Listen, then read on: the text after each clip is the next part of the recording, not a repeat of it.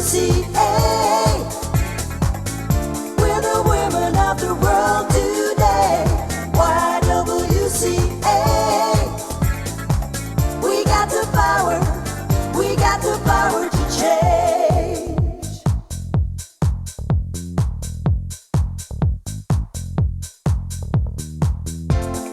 There is a place where you can go.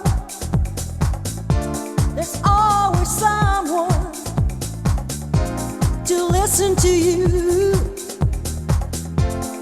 Hero doors are open to anyone, everyone, whatever the needs may be.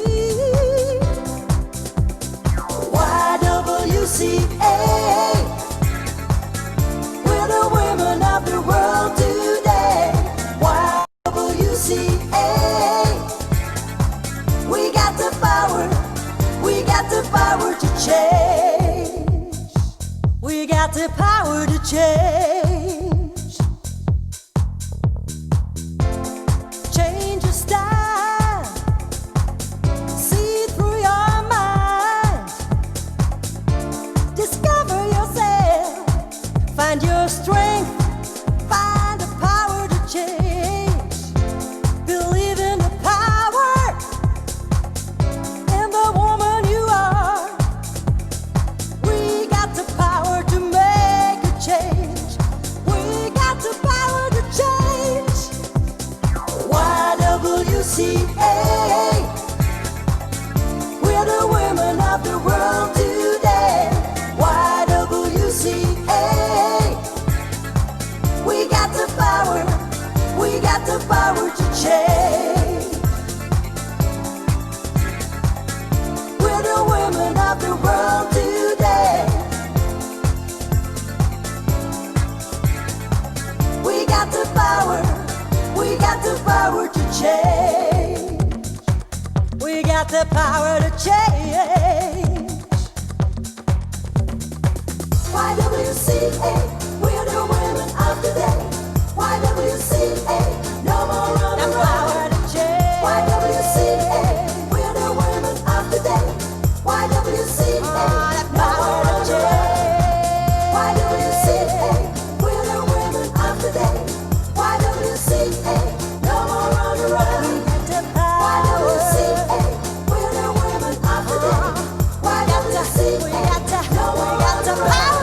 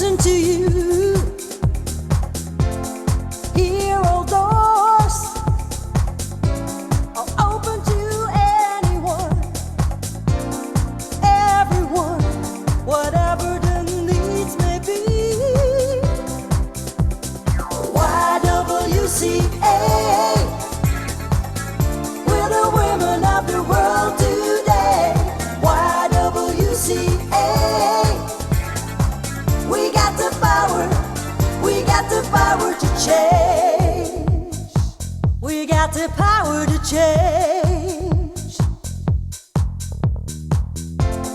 Change your style.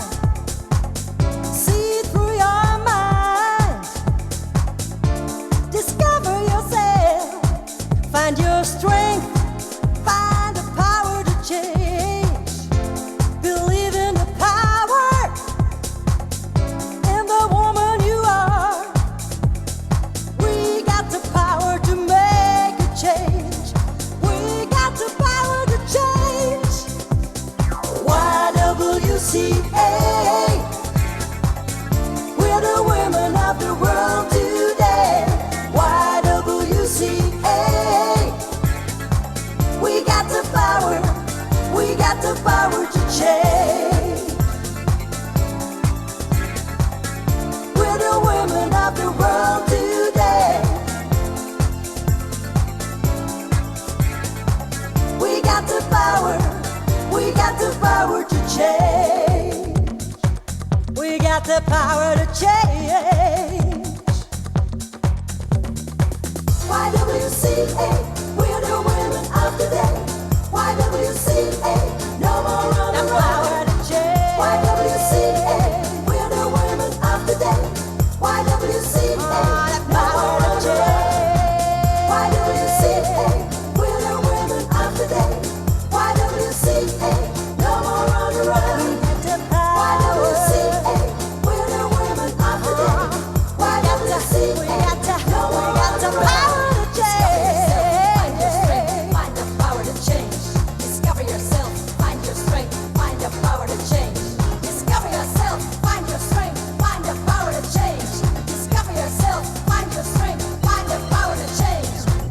YWCA, we're the women of today. YWCA, no more running around. YWCA, we're the women of today.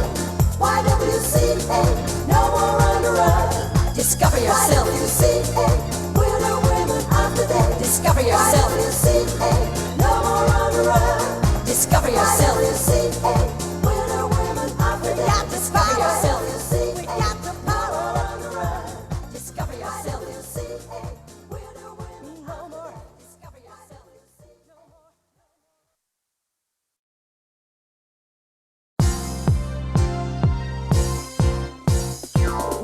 YWCA. We're the women of the world today. YWCA.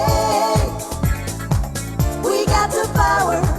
We got the power to change.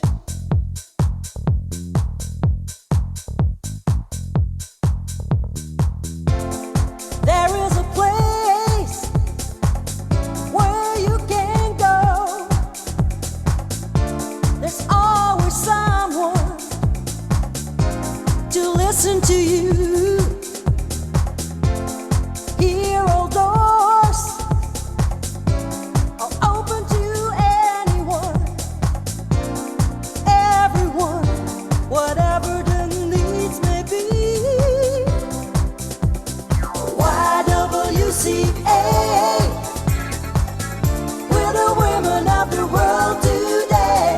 YWCA, we got the power. We got the power to change. We got the power to change. Change your style. See through your mind. Discover yourself. Find your strength. Find the power to change. Believe in the power in the woman you are. We got the power to make a change. We got the power to change. YWCA, we're the women of the world today. YWCA, we got the power. We got the power to change. We're the women of the world today. We got the power. change. We got the power to change. YWCA, we're the women of the day. YWCA.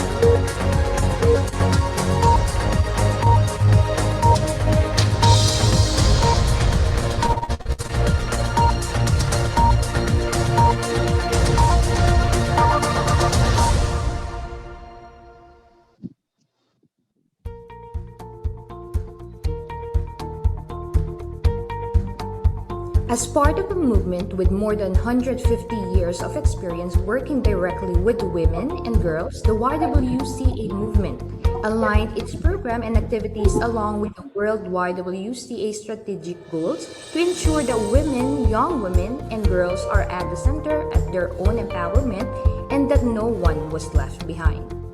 For the past 150 years, YWCAs around the world have expanded safe spaces to reach over 25 million women, young women, and girls in 120 countries.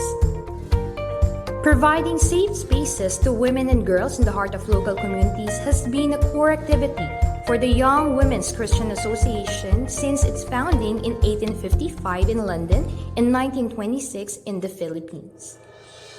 The YWCA is also committed to programs on social and economic justice through action and advocacy and service delivery. What makes the YWCA unique is that our program and services are combined with our advocacy to create impact to women, young women, and girls' lives and generate institutional change.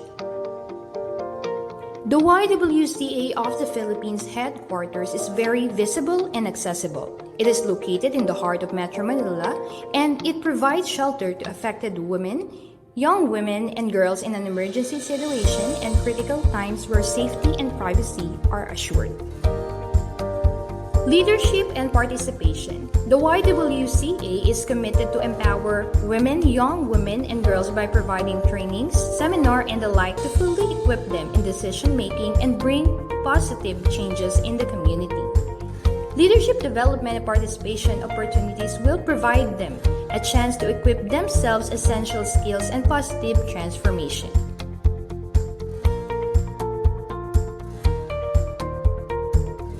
Accurate and reliable information. Young women and girls trust the association because of reliable data and information that they can acknowledge and agree on. Reliability is considered as one of the good assets of the association, especially in disseminating information that are verified and true from trusted resources to protect women and young women to be a victim of violence in a virtual setting. What's very important for Christians to understand is it's not a question of you not praying or not praying enough. This is an actual sickness, and I want you to understand that you are not being punished by God. We are here to preserve the life of people. Yung mga tao may depressed, yung mga tao may sakit. So, alam niyo po, kapag nagbigay tayo ng hope, mas humahaba ang buhay ng taong may sakit. Mas lalo silang gumagaling. Hindi because of the medication. It's because of the hope, the love that we are giving sa mga taong may sakit. Wala pa po talagang nag-drugs na gumanda ang buhay. So bakit ka magagamit? Learn from that lesson. And if you want your future to become brighter, say no to sand, smoking, alcohol, and drugs. But just say to happiness.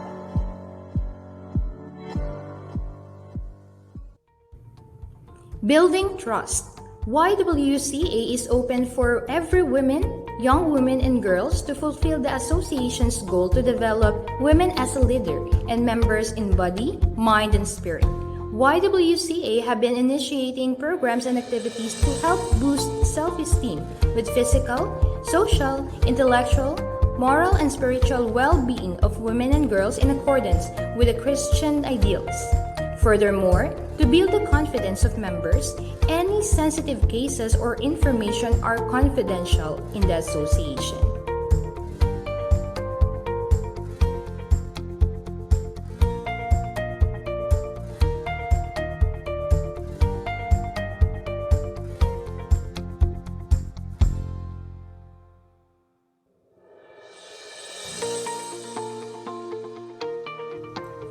Holistic approach. YWCA have been providing support to women, young women, and girls not just on mental, social, physical, emotional, but most especially their spiritual well-being. The organization is also integrating Christian values in all its programs and activities, and one of these is Bible class for young children. It has created a huge impact in supporting leaders and members to engage in selfless Christian service through sharing of knowledge and wisdom to educate and develop more responsible young people.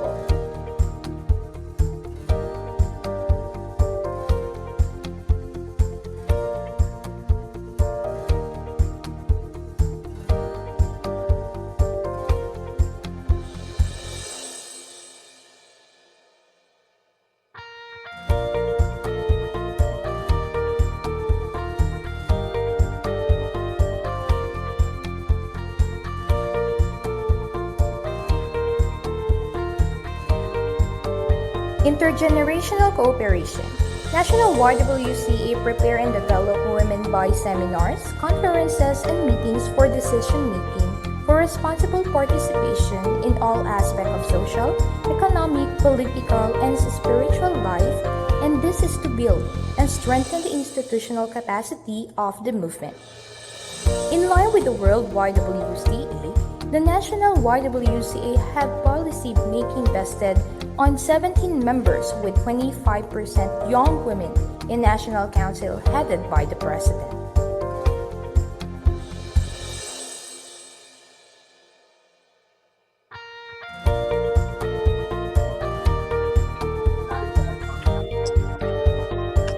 Okay. Dignity and respect. YWCA provides opportunities to young women leaders to involve and participate in local and international trainings, conventions, and conferences to develop their knowledge and strengthen their leadership skills.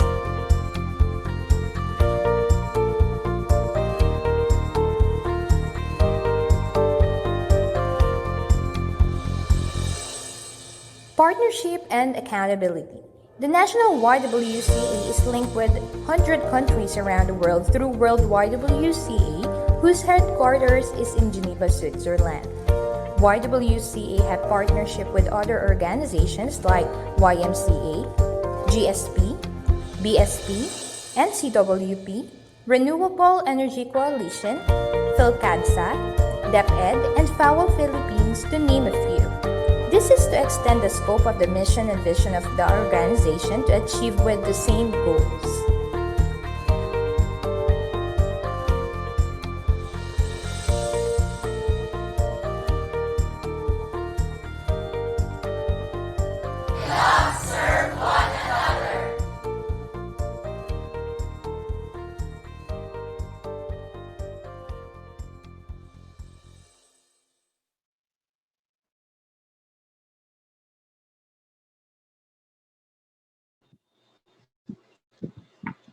Blessed afternoon to one and all. I am your host for today. My name is Marsha Suzanne Bicomo, and the National YWCA and its local associates welcomes you all to our Y Talk series entitled Cybersecurity During COVID-19 as part of our programs for the Week Without Violence. Um,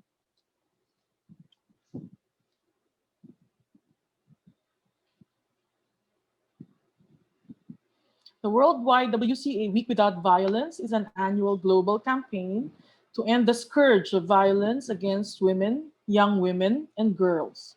Throughout the week, activities focus on raising awareness, promoting attitude change, and enabling individuals and organizations to begin positive actions towards ending violence in their communities.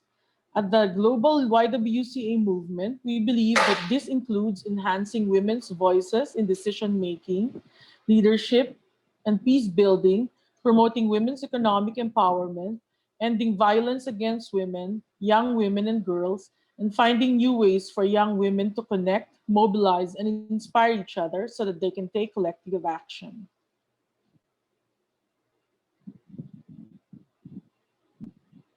Now, here are some house rules. Please set your microphones on mute. Please turn off your cameras. Please be advised that this session is recorded for documentation purposes only. And if you have any questions, you may use the chat feature so that the host can acknowledge you.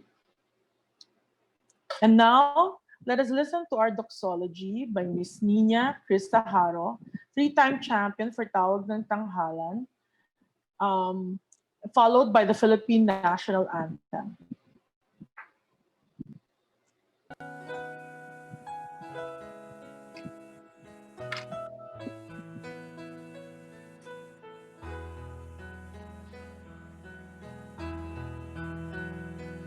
How lovely is your dwelling place, O Lord, mighty God, Lord of all.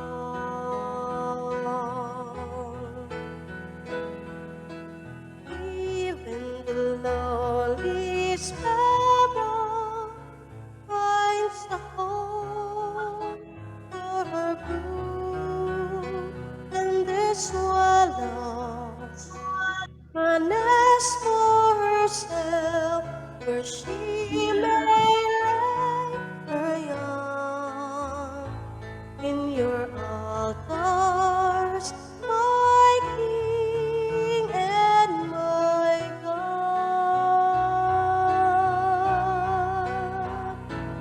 How lovely is your dwelling place, O Lord, mighty God, Lord of all.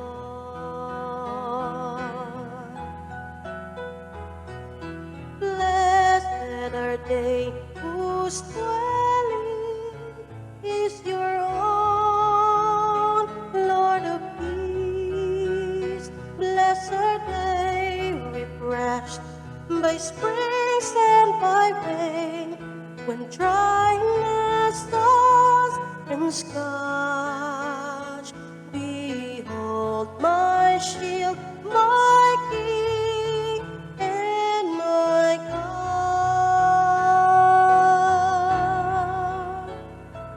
How lovely is your dwelling place, O Lord, mighty God, Lord of all.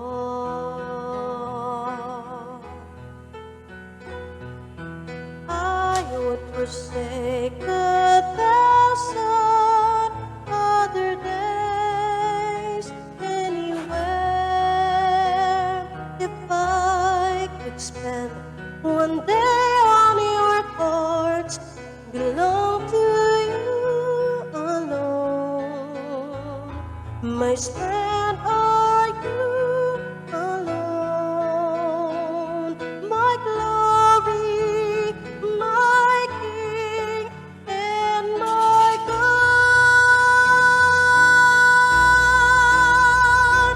How lovely is your dwelling place, O Lord, mighty God, Lord of all.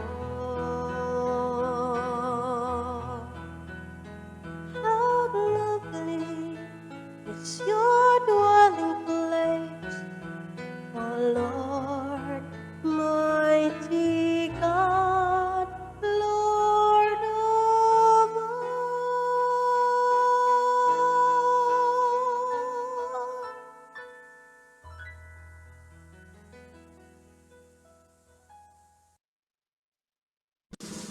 Mga kababayan, ang pambansang awit ng Pilipinas.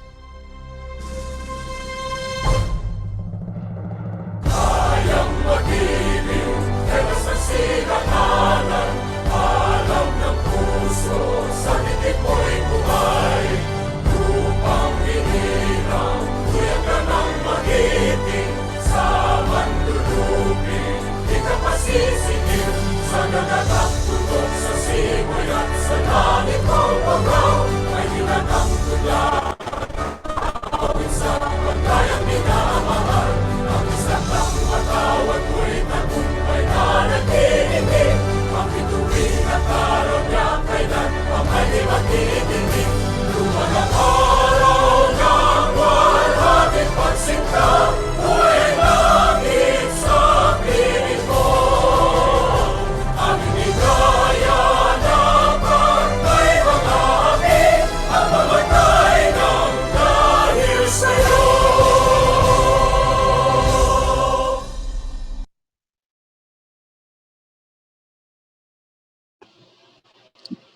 As our program starts, we would like to welcome Ms. Marla May Baez, the National Youth Coordinating Council President. This pandemic has moved a lot of work online, and many people are reimagining existence in the digital space, including their data privacy and online safety. The YWC of the Philippines, in observance of the World YWC Week Without Violence, through its local and global affairs committee and the National Youth Coordinating Council, is holding this online forum to discuss how safe is our cyberspace from the online perpetrators. Today, the speakers will tackle about online prostitution from RA 10175, Cybercrime Prevention Act of 2012 and related law, and state of cybersecurity in the Philippines during COVID-19. It is very important that we emphasize the need for these topics to be discussed during this time of pandemic Kunin mo nga yung when ano. so much activities have transitioned online. And with that move, kids, young girls and boys, women and men are now fragile to some type of online exploitation. Hence, we should keep in mind that as we embrace digital organizing, we need to ensure that online spaces are safe, accessible, and inclusive. And with this forum, I hope that we will learn how to become a more responsible virtual citizen. Again, good afternoon, everyone, and welcome.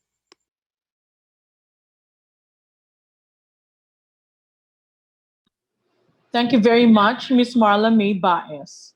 Before we proceed to the next part of our program, we would like to acknowledge our guests and participants. From PASWI, PASWI, welcome, along with Marinduque State College, the Optometrist Association of the Philippines, DepEd Quezon City, Biliran, San Jose del Monte, Bulacan, Dagupan City, Manila, Pangasinan, Tabaco City, Albay, UP Manila, Paris Miki Philippines, Centro Escolar University, the Vision Rehabilitation and Development Center, Ernesto Rondo High School, Quezon City, DBMNCR, Essentia Medical Group, the DRRMO Makati City, the DOH of Mega DATRC, the King's College of the Philippines, Baguio, the Tanay Ladies Association of Tanay Rizal, the YWCA of Makati, headed by Ms. Beth Diaz, the YWCA of Quezon City, headed by Mrs. Remedios Bicomong, Still Waters, EduCamp and Academy Calapan, PAGCOR, Zamboanga Chonghua High School, Jose Reyes Medical Center, the Bukidnon State University, the LGU Dipakulaw Aurora, NCWP, the YWCA of San Pablo, RPHA Bawang La Union, and the Children International Incorporated of Manila. We would also like to welcome our guests, Attorney Juanito Lim Jr. and Police Lieutenant Colonel Weneco D. Fuentes, who will be introduced properly later. Let us now focus our attention to the YWCA's President's message in observance of the Week Without Violence. Our President, Mrs. Lilia A. Farinas. A beautiful and blessed day to everyone. What has happened this year? Every year in the third week of October, YWCAs around the world participate in the Week Without Violence campaign. YWCA observe its common vision, legacy, and future as part of this dynamic movement that advances the human rights and leadership of women, young women and girls. This year, in the shadow of COVID-19, activities will be majorly virtual as YWCA take a moment to name the YWCA as an invaluable global movement of leaders and their contributions towards ensuring safety of women during this global pandemic. We use the YWCA Virtual Safe Spaces tool for women's rights leaders to speak of their work and their realities in the current context. This is yet another adaptation of the YWCA Safe Spaces model that has been at the heart of our work since the 19th century. Evidence from previous health crises indicates that violence against women and girls is likely to be a lasting exacerbated impact of the COVID-19 pandemic. For instance, women and girls endure multiple forms of violence including trafficking, child marriage, intimate partner violence, sexual exploitation, and abuse. All forms of violence against women, young women and girls are a violation of human rights and have high social and economic costs. World YWCA has responded to the crisis and lockdown protocols by adapting our approaches to better suit this reality. One key strategy is online engagement and consultation across the women's movement. In the series of consultations with the YWCA members, friends, and supporters, it was evident that creating awareness and advocating on COVID-19 pandemic and its impact on gender-based violence is the need of the hour in order to progress towards elimination of violence against women, young women and girls, in order to ensure the impact is as minimal as possible. The world is in the middle of a pandemic that has magnified and exposed the glaring inequalities that the human rights sector has been amplifying for a long time. The gendered impact of the pandemic have invoked analysis on women's rights and how it manifests during this period. African women, for instance, are experiencing two pandemics with Kenya, recording 3,954 schoolgirls becoming pregnant during the 6-month lockdown period. Women and girls are bearing the brunt of the pandemic and are taking extra labor in the form of unpaid care work as they are the default caregivers, leaving them at a greater risk of sexual violence, gender-based violence, and at a greater mental health risk. The World Health Organization has called for the need to make commitments to scale up investments in mental health as well as in the wake of the pandemic and begin addressing the historic neglect of mental health. YWCAs are at the front front of this battle. The YWCA of the Philippines, true to its trust of providing reliable information, is holding several online activities that touches on the spiritual, mental, and physical welfare of women and girls. Last month, we conducted the Zoom Bible class and the mental health awareness, and today we are focusing on gender-based violence and issues of women's health, which is the concern of many women working from home and girls and young women with their online classes and use of virtual platform to go by with the new normal. We trust that these online forums provide you with awareness and practical application in your life. Let us all be together to say no to all forms of violence, be it done to women. Let us say no to all forms of violence committed to all God's creation. Thank you.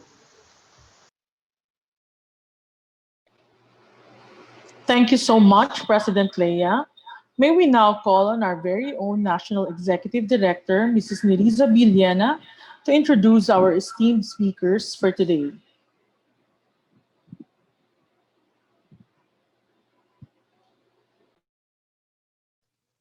Thank you, Miss Marcia.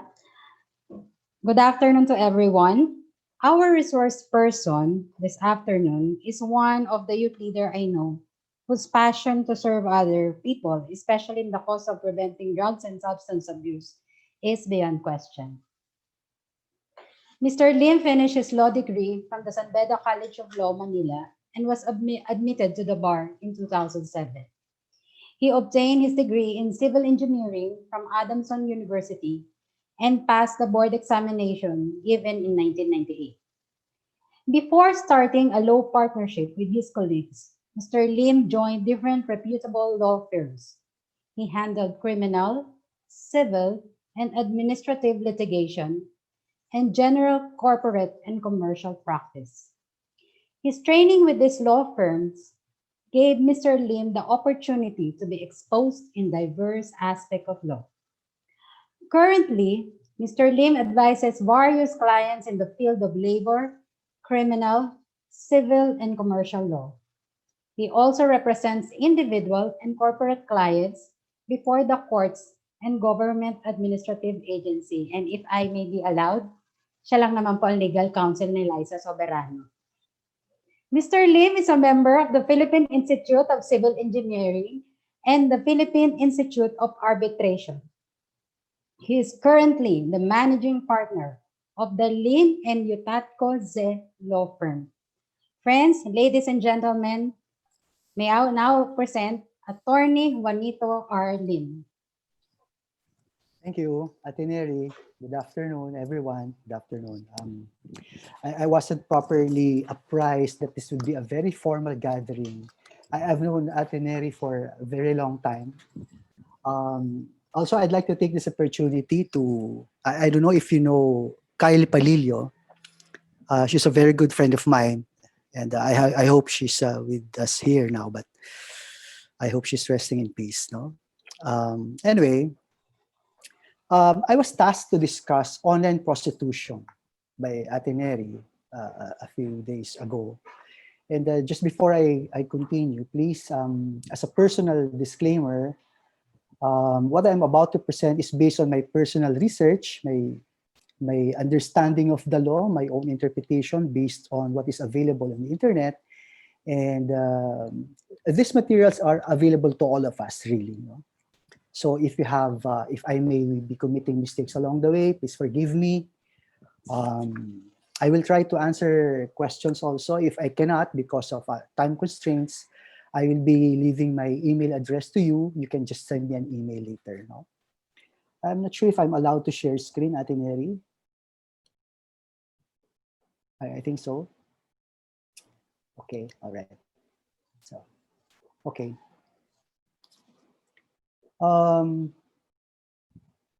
Online prostitution, I decided to have this title because I think really this is the hottest criminal trend. Of course, not to mention the drug situation in the country, no?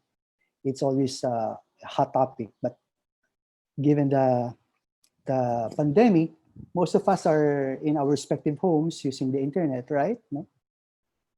So just continue for a while. Okay. Okay. I will be discussing a brief background of the internet use in the Philippines, the relevant laws, of course, the definition of prostitution. This is very important. Before we understand the definition of online prostitution, we must have a basic understanding of what prostitution is, at least even during the olden times. I shall also endeavor to discuss possible criminal cases relevant to online prostitution, and then, of course, my brief summary, right? Okay. I am pretty sure that most of us Filipinos know TikTok, okay? TikTok, most of us also know Instagram, and the formidable Facebook, of course, no? According to my research, as of January 2020, over 73 million Filipino internet users. We have 73 million Filipino internet users. Okay. And globally, we have 4.5 billion internet users. No? Let's just focus on the 73 million Filipino internet users. Most of these use mobile phones. I mean, mobile devices, I'm sorry. Mobile devices. So you can just imagine the volume of internet usage that we have as a country. Based on the internet, I think you would also agree with me that the Philippines is one of the number one user of internet in Southeast Asia. Okay. Of course, we have Malaysia, Indonesia, and Singapore, right? As a result of this number, 73 million Filipino internet users, it is normal that we will be encountering a lot of problems, all right? I am sure you've heard about this, no? Chinese pogo workers, prostitutes online, things like that. This was a subject of Senate investigation a few months back. You also heard about the dating site, things like this. No?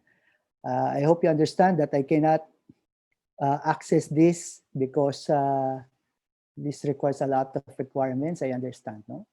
But all I'm saying is these are products of the volume of use of internet in the Philippines. No? As a consequence of internet usage comes the possibility of online abuses. It is very accessible now. As I have said, we have this sugar daddy, sugar baby dating. This was asked to me in one of documentaries that was, I think it was GMA who asked me about this, online sugar daddy dating. It was also, I was asked whether or not this is covered by our laws. I will discuss that later. Recently, I don't know if you've heard about this. This is Mr. Timothy Deacon. He was convicted just May 2020 for human trafficking, online prostitution. But the victims here are mostly children and young girls, all right? Young girls. And if you look at the studies again also, no, if I may say, 80% of cyber sex victims are minors, and most of them are women. Sadly, these are young kids who are exposed as early as maybe, I've read somewhere that 3 years old is already a subject of online sexual exploitation by these pedophiles, all right? No. There is actually no exact data as to the numbers of online prostitution or online sex trafficking, at least based on my research. No? But what we have right now is that there are 700 Filipinos that are affected by this online abuses. Okay. Again, this is a fairly recent case. A cyber sex den was the operators of the cyber sex den was apprehended. I think this is somewhere in Butuan City, Mindanao. This was just May 2020. The reason why I'm telling you this, guys, is because I want to emphasize and I want to drive home the point that our problem on online prostitution is serious and rampant. In fact, most of the areas that has high number of online abuse or online prostitution is somewhere in Mindanao. Somewhere in Mindanao, I think there's also Cebu, and NCR is Taguig. Taguig. And if you analyze properly, and if you look at the reason, it's really about poverty. So the main reason for this is poverty. Pinagsasamantalahan nila ang kahirapan natin, ng mga kababayan natin. Alright. Because of poverty, it follows na maganda kasi ang kinikita nila. For example, if I were the operator of a sex den, I can charge as high as $100 per session per client. So if you're a foreigner, I can charge you $100 for this particular session that is being undertaken by a couple, a young couple, maybe children of 15 years old, 13 years old. And you know what? These children get to be paid only of around 2,000 pesos, as low as 2,000 pesos, or as high as 20,000 pesos each. But you see the volume of money that comes to the operator of sex, then it's really immoral. Okay? All right. Now, let me go to the relevant laws that affects our online prostitution. No? Still, this is a good law, the revised penal code. We will also be tackling 7610, or Special Protection of Children Against Abuse. This is a 1992 law. We will also be talking about VAUSI 9262, RA 9262. We also have your Anti-Trafficking in Persons of 2003, but this is already amended in 2012, expanded Anti-Trafficking in Persons. This is a very good law. This is also, another law would be RA 9775, or your Anti-Child Pornography Act of 2009. And last, and probably the thrust of this talk, would be RA 10175, or Cybercrime Prevention Act of 2012. But for purposes of today's discussion, allow me to focus more on RA 10175 and your expanded Anti-Trafficking in Persons Act. Because of the times constraints, medyo mahirapan tayong i-discuss lahat ito. All right. Before we continue, as I have said earlier, it would serve us well if we understand what is prostitution. What is the real meaning of prostitution as far as the law is concerned? No? Kasi there's a technical meaning for prostitution. I have decided to analyze the definition of prostitution based on two methods: the old definition of the word prostitution and the modern definition of prostitution. Now, before I proceed, again, let me just say that this definition, the old definition of prostitution, is based on revised penal code. It's a 1932 law. Okay, it's a law crafted mainly by males. Wala pa halos mambabatas ng panahon na yon ng mga babae. So, your revised penal code was created by mga lalaki po. Okay. But why am I pointing this out? Because if you look at the definition of prostitutes, your Article 202, under the revised penal code, no? Prostitutes, for purposes of this article, women who for money or profit habitually engage or indulge in sexual intercourse or lascivious act are deemed prostitutes. In the olden times, and I say this with great disappointment, only women are considered prostitutes. No? Only women. It's as if saying na ang lalaki hindi pwedeng maging prostitute nung araw. No? But even this case, prostitutes perpetrated allegedly by women only for profit. Konti lang ang desisyon ng Supreme Court about cases for prostitution. Why? Because it's very difficult to prove. Prostitution before, and I believe even now, this is a very difficult case because of its nature. All right. In the older times, you must be able to prove the element of habituality. Habituality. Kailangan pa ulit-ulit. Hindi pwedeng isa lang. So if you're filing a case for prostitution against a woman, then you must be able to prove that there was more than one incident of prostitution, meaning intercourse, from which she has demanded money. So okay, medyo mahirap siyang i-prove. No? Anyway, again, that's your prostitution under the old definition, under the revised penal code. Okay. Now let's proceed to the new definition. But before I go to the new definition, you might ask, is this still a good law? I mean, meaning, is this still valid? Yes, valid pa po siya. Ayon sa aking pag-aaral, valid pa po siya because this appears to have not been repealed yet. as far as the definition of prostitution is concerned. Okay?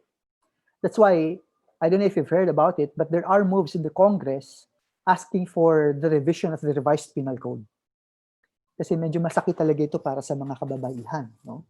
Now, let's go to the modern definition. I call this modern definition of your prostitution. Okay. The prostitution under the Expanded Trafficking in Persons Act of 2012 has been defined as to any act, okay? Any act, transaction involving a person by another person, not a woman, ha? By another person, kasama na po kami dyan, for sexual intercourse or lascivious acts, for money, still with money, for profit or consideration. All right. To my mind, this is a better definition of the term prostitution. To my mind, this seems to be fair, no? Pantay, this is applicable to everyone. Meaning, hindi lang babae ang pwedeng maging prostitute, pati mga lalaki din. Okay? Pati mga lalaki din. But if you look at clearly, there's still the element of money. Okay? Money, profit, or consideration. Inalis na nga yung word na habituality. Kasi ang hirap po patunayan. Nagtakay mo, mahuhuli mo sa isang pagkakataon, paano mo patutunayan yung mga nakalipas na pagkakataon? Habituality. Dito po sa definition na ito, it would appear that the element of habituality has been deleted altogether. Okay? Again, under the expanded anti-trafficking in persons, even male can be considered as prostitutes now. All right? Okay.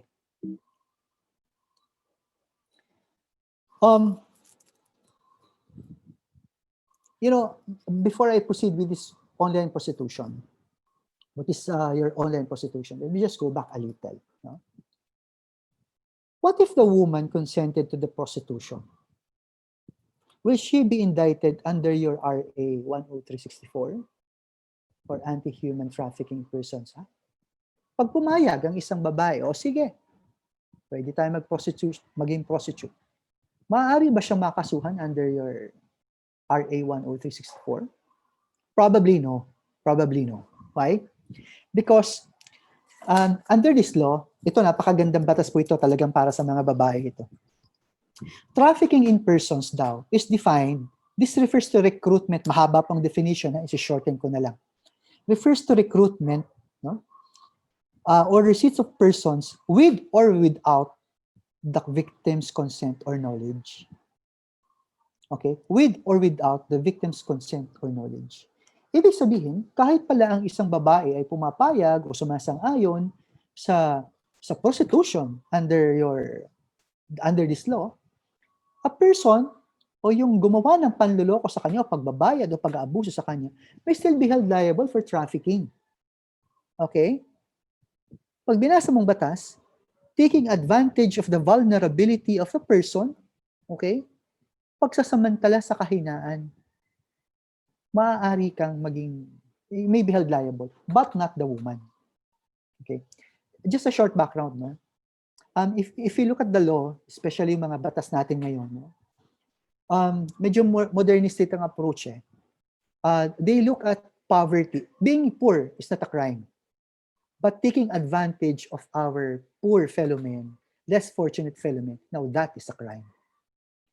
I understand that this has been incorporated in crafting these new laws. That's why, kapag kasi naman mo yung kahinaan ng isang tao, mahirap siya, binigyan mo siya ng pera for sexual pleasure, lascivious acts, then you might be liable under your trafficking in persons law. All right? Now, let's go to the main gist of today's talk. What is online prostitution? Online prostitution is defined under your RA 10175. This is a 2012 law. Loosely, RA 10175 is known as your cybercrime law, anti-cybercrime law. Okay? There's a portion there, section 4, which defines cybersex. So sabi niya, this is the willful engagement, operation, directly or indirectly of lascivious acts with the aid of computer for favor and consideration. Cybersex, it's really still prostitution. Now, but with the use of computer. Hindi mo ba? Ganun yun. Forgive me, no, but I have to express this opinion of mine. For me, cybersex is wrong. It's a misnomer. I personally believe that it should have been termed as cyber prostitution. Cybersex in itself is not wrong to my mind. Because, sex, if it's done consensually by two consenting adults within the confines of the privacy of their respective rooms, then walang problema doon. Umamit ka ng computer, nasa malayo siguro si Mr. Mag-asawa kayo, walang nakakakita, kayo lang. Cybersex, it's okay. But cyber prostitution, now that's a problem. But again, since this is how our law is crafted, we have to abide by it. Okay, now, let me just invite your attention sa definition of cybersex or cyber prostitution now. If you look at this, there is no more mention of money. Okay? Again, konting review. Prostitution, even in the olden times, requires money or consideration. But now, look at this definition. For favor consideration. Now, question. Attorney, kapag kabawala ng pera, hindi ako binayaran kung pwede bang wala ng prostitution? Even if gumamit ng computer. Pero hindi ako binayaran. Pwede bang wala ng prostitution? Pwedeng meron pa rin kahit hindi pera. Kasi sinasabi ng batas, hindi naman pera eh. Hindi naman consideration. Maybe favor. Okay? If you're giving favor to the woman victim in exchange for these lascivious acts, no? Then I think, I submit that it could be considered as criminal. Hindi laging pera ang consideration for a person to commit cybersex. Alright? In fact, may share ko lang po.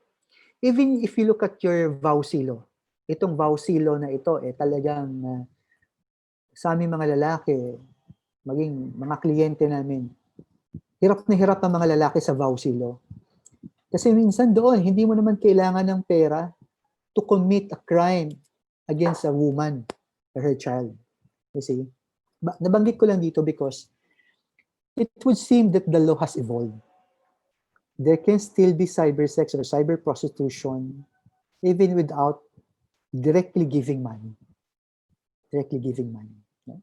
Provided there is willful engagement. Ibig sabihin, talagang sinang-ayunan. No? Sinang-ayunan. Directly or indirectly, maaaring hindi tahasan, hindi pag-usap. With the aid of computer. Now, let's go. As I have said, these are the elements of cybersex under 175. You might be asking, Attorney, bakit ba natin kinakailangan himay-himayin po yan? Hindi naman tayo mga law student dito. Sa mga kasamahan kong abogada rin, pagpasensyahan nyo na ha, alam mo naman itong nakagawian natin. Before you are successfully prosecuted for cybersex under RA 10175, you must be able to prove all these elements. Okay? You must be able to prove that. Alam nyo, ang batas kasi ng Pilipinas, I think globally, criminal laws are construed. In case of doubt, it is construed in favor of the accused. Okay? Medyo masakit man pakinggan kahit biktima ay ang babae. Kung hindi mo napatunayan ang elemento ng lahat ng ito, nadi-dismiss ang kaso. It's not because kagagawa ng babae, what, no? But it is the doctrine sa Philippines. Criminal laws are strictly construed in favor of the accused in case of doubt. Okay. So, willful engagement, sinang-ayunan, bukal sa kalooban, nagkaroon ka ng control operation, directly or indirectly, any lascivious exhibition of sexual organs or sexual activity. So, does it always mean na dapat merong sexual activity? Not necessarily. Not necessarily. Provided there is exhibition of your sexual organs in a lascivious manner, mapang-akit na paraan, or mahalay na pamamaraan, you might be held liable under cybersex. Of course, with the aid of computer. When you say computer, not just your desktop, your laptop, even your devices, mobile devices, may still be considered as that. For favor and consideration. Again, ulitin ko, there's still money consideration. But what if there is no money?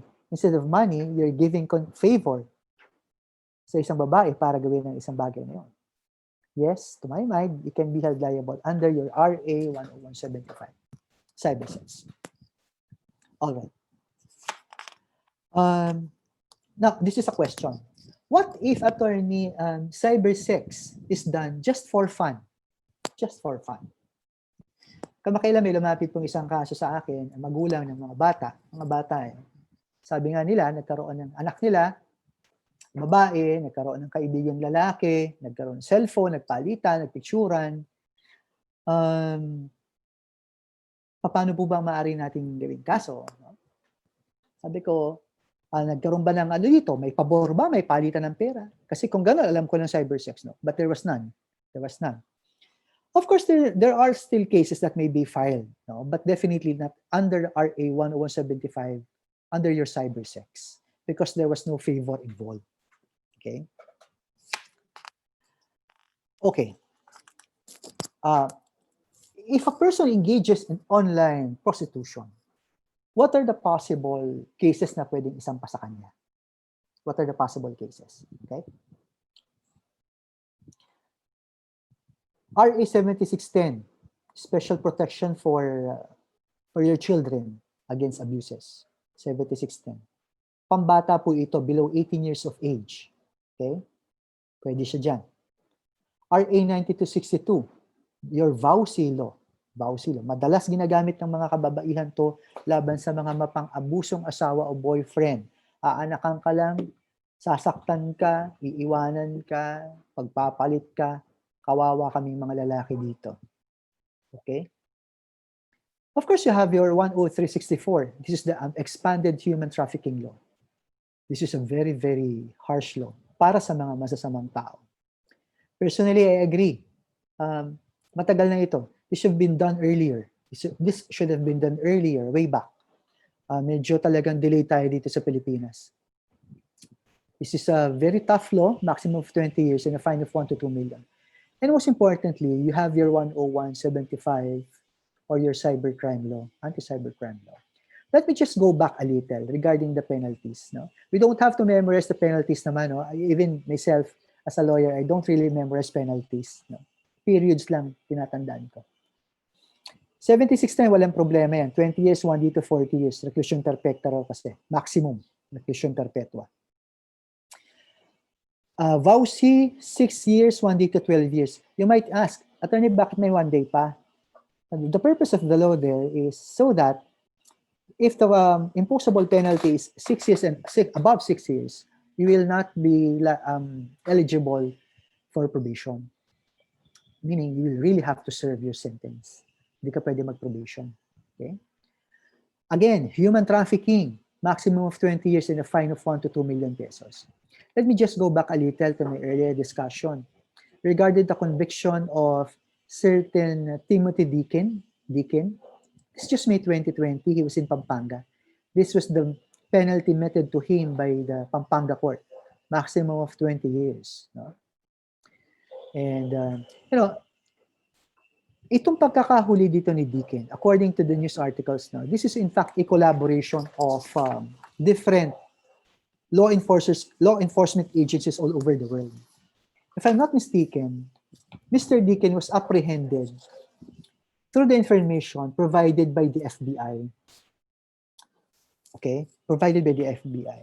I'm not sure if you've heard of this, Philippine Internet Crimes Against Child Center. No?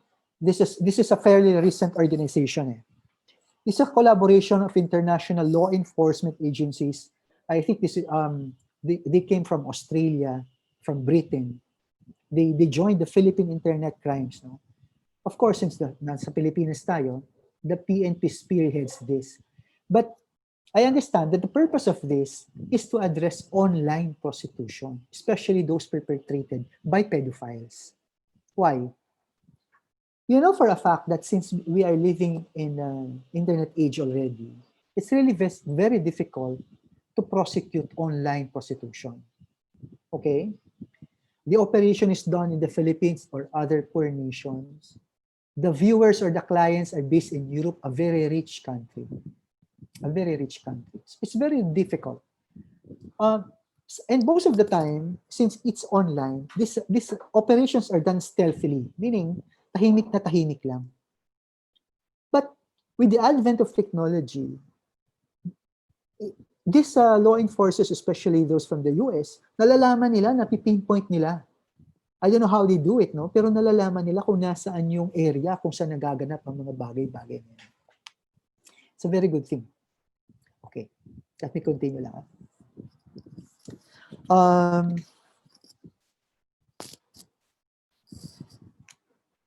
This RA 10364, Expanded Human Trafficking Act. No? There is a special provision stated under this law which states that, ito na lang, I just asked a question. If, let's say, a woman in the past is a prostitute, she's a prostitute in the past, or as they call it in law school, a woman of loose morals, can that fact serve as defense for purposes of protecting yourself under RA 10364? Can, otherwise stated, pwede man natin sabihin, ay, yung babae niya naman ay bayaran talaga nung araw pa. Hindi niya na kinakailangan sampahan ngayon dito yan. The law says that past behavior is inadmissible in evidence under your Human Trafficking Act. You cannot use that as a defense para sabihin, hindi talaga naman kilala siya bilang taong tumatanggap ng pera for sexual activities. Hindi mo siya pwedeng gamitin dyan. Hindi siya magagamit. No?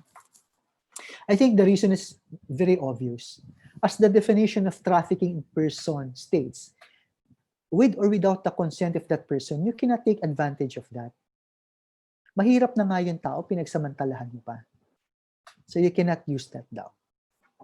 Now, let's go to your RA 10175. This law, it's a pretty direct to the point law. Hindi siya masyadong mahirap unawain.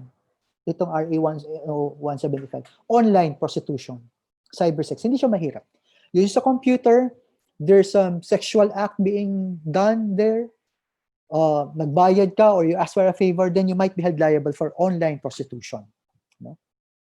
Diretsahan siyang batas. Diretsahan siyang batas. Pero may magandang sinasabi sa batas na ito. Even if you are charged under RA 10175, you can still be held liable for 10364, for anti-pornography, for vowsy, for child abuse cases. Ibig sabihin, pwede kang mademanda ng patong-patong dahil lang nag-online prostitution ka. Ganun po ang batas natin ngayon. So, yung mga masasamang loob dyan, medyo mag-ingat-ingat. Dahil matindi ang batas natin sa ngayon. No?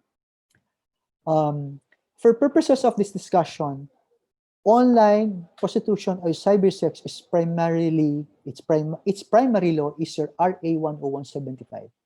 Specifically, Section 4C1. This is prostitution now, but with the use of computers. Okay? Walang probation yan. Pag na-convict ka dyan, 6 years, 1 day, you have to serve your penalty. Okay. Now, may time pa ba? Konti na lang. Sadali lang po. Now, let me just summarize a few points now of my talk. Okay. Now, online or internet use is the best media of communication nowadays. Given the fact also that it's pandemic, talagang internet use is our primary weapon of choice, so to speak. But you see, it can also be used to commit illegal activities. Online prostitution, online gaming, online sale of drugs, etc. Marami po yan. You know, we have good laws. Marami po tayong batas ng mga bago, magaganda. Marami rin dyan, ginaya natin sa ibang bansa. No? But you see, if we have to address the changing times also, these laws need to be revised and improved. Okay? Why? Gumagaling ang masasamang tao. Gumagaling din sila. Gumagaling ang batas mo. Gumagaling din sila. This is a basic principle in criminal law. When in doubt, laws are resolved in favor of the accused. So, para walang doubt, paghusayan natin ang batas. Third point, society must work closely with law enforcers to curtail these online abuses. Hindi po kaya ito ng mga pulis lamang natin. If you think there are abuses, online abuses, being done within your neighborhood, you have the moral obligation to report them.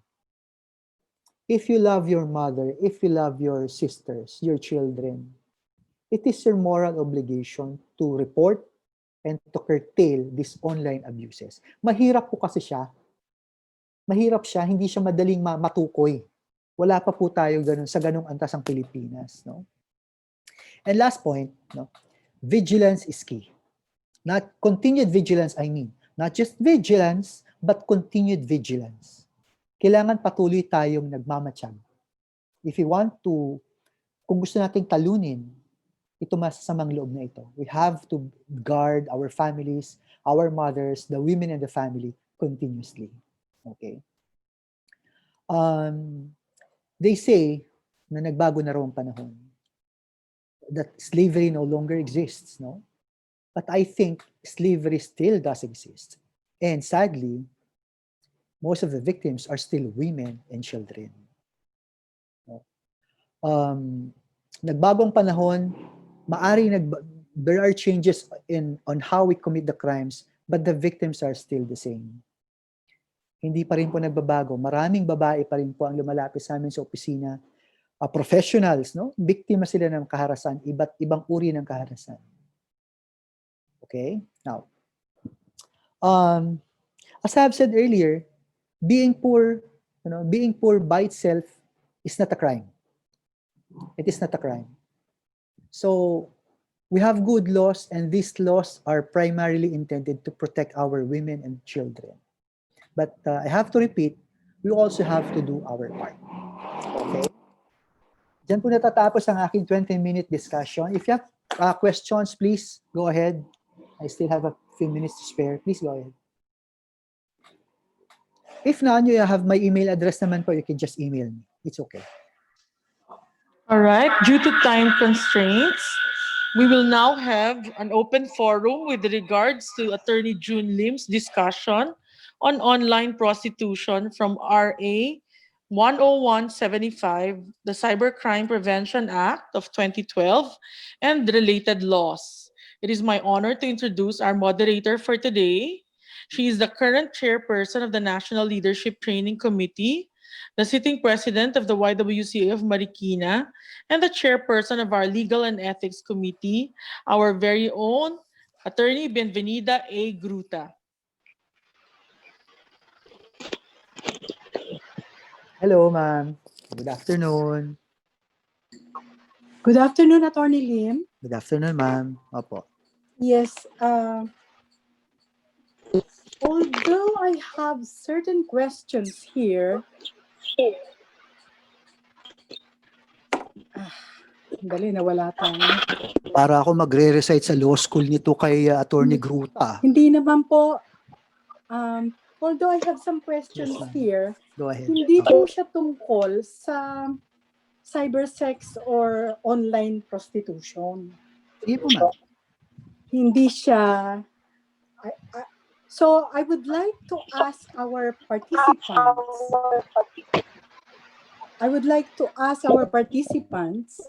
hindi niyo ba ako nakikita? Start. Yan, kita po. Okay.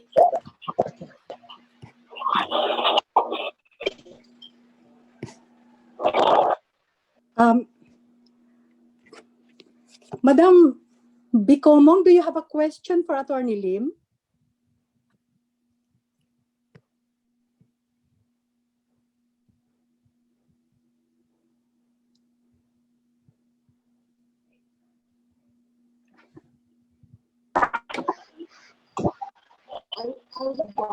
I would like to ask the history.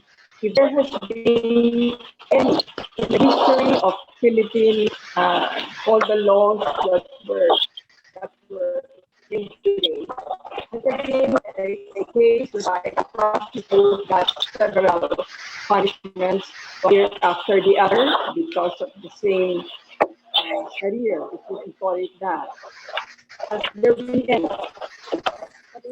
Kasalanan na every penalty, babalik na sa doon. Something like that. Hindi ko po talaga maintindihan. Baka po mahina din yung aking internet. Pasensya na kayo. Yes, Ate Attorney Neri, Lim, can you... hindi ko po nakuha yun.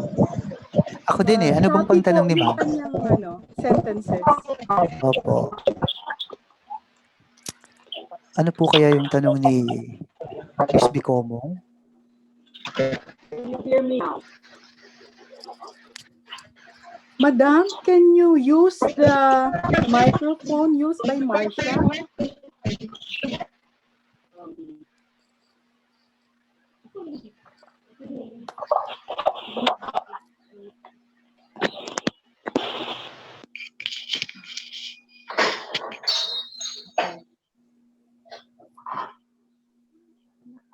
Hello? Hello ma'am. Yes, that's Can you clear hear me now. Now it's clear. You're coming in loud and clear. It's clear. Okay. I just want to know whether in the history of all the laws that you were explained to us this afternoon, was there any case whereby a particular woman, because being a prostitute, she has no other means to earn her living, meron bang nangyayari na after finishing one term, one sentence, babalik na naman siya for another sentence, babalik naman siya for another sentence, because that's what she does for her career. Meron bang ganun? Ma'am, let me just rephrase your question. Ha? Tama po ba? You are asking if kung meron bang nangyari na sentensyado na yung prostitute and yet bumalik pa rin. Patong-patong. Patong-patong. Frankly speaking, ma'am, as far as the Supreme Court decisions are concerned, Supreme Court lang po, madalang po tayo makakita ng prostitution cases. Konti lang po yan. So, mahirap pong sabihin kung merong ganon. But, in my experience po, ma'am, in my experience, no, prostitution cases filed in the lower courts lamang po, RTC, MTC, ganyan. Most of the time, these are dismissed. Nadidismiss lamang po yan. Minsan, hindi na nga isinasampa, tinatak, nadidismiss lang din naman yan. Kung meron mang ibang mga, kung meron mang ma-convict, no? May ma-convict man, sandali lang naman po ang penalties na, I think mababa lang yan, ma'am. Parang fine of 200 pesos lang yata yan. Mababa lang yan. So to answer your question, are there situations where these prostitutes, after having been convicted, they go back to their work? Yes, ma'am. Madami po. Madami po yan. Paulit-ulit. Paulit-ulit po. Huhulihin, And as you kakasuhan. said, tapos wala Opo. na ulit. Thank you. Lalabas lang attorney. po, Thank ma'am. you so Ganun lang much. po. Marami po yan. Thank you. Opo. Salamat po. Thank you po. Thank you. Any other question for Attorney Lim? Attorney Nida, Yes.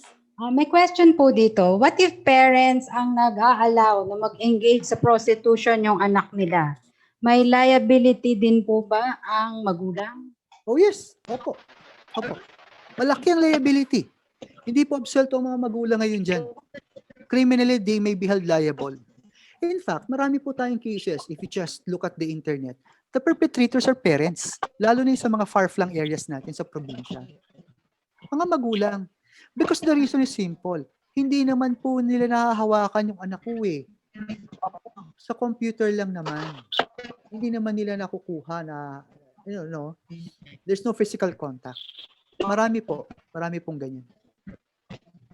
Ako, follow up ko yun. Pa-follow upan ko yung question na yun. Paano, attorney, kung halimbawa walang nagko-complain? Halimbawa, hindi, alam na mga kapitbahay pero they don't want to complain kasi natatakot sila. Pwede po nga mag-file yan yung social worker. Marami po, hindi po necessarily yung mga magulang lang. Yung social workers natin, mga barangay officers natin, mga police officers natin, women's desk, they can file that cases. Remember in criminal cases po, no? Complainants, really, the victims, no? They are just private witnesses. Ang totoo po ang nagpa-file ng demanda rito is the Republic of the Philippines. That's why it's called People of the Philippines versus so-and-so. So, hindi po problema ngayon na dahil gustong manahimik na lang ng biktima o ayaw ng mga magulang na tatakot. For as long as may mesehan ng social worker, ang barangay captain, probably the mayor, they can institute proceedings in court.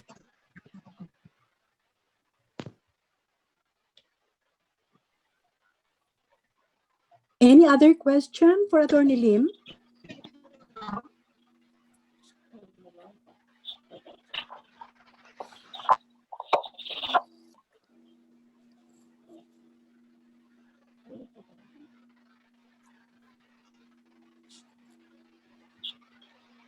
So, Hello, good afternoon po, attorney. We actually have questions po from our FB Live viewer po.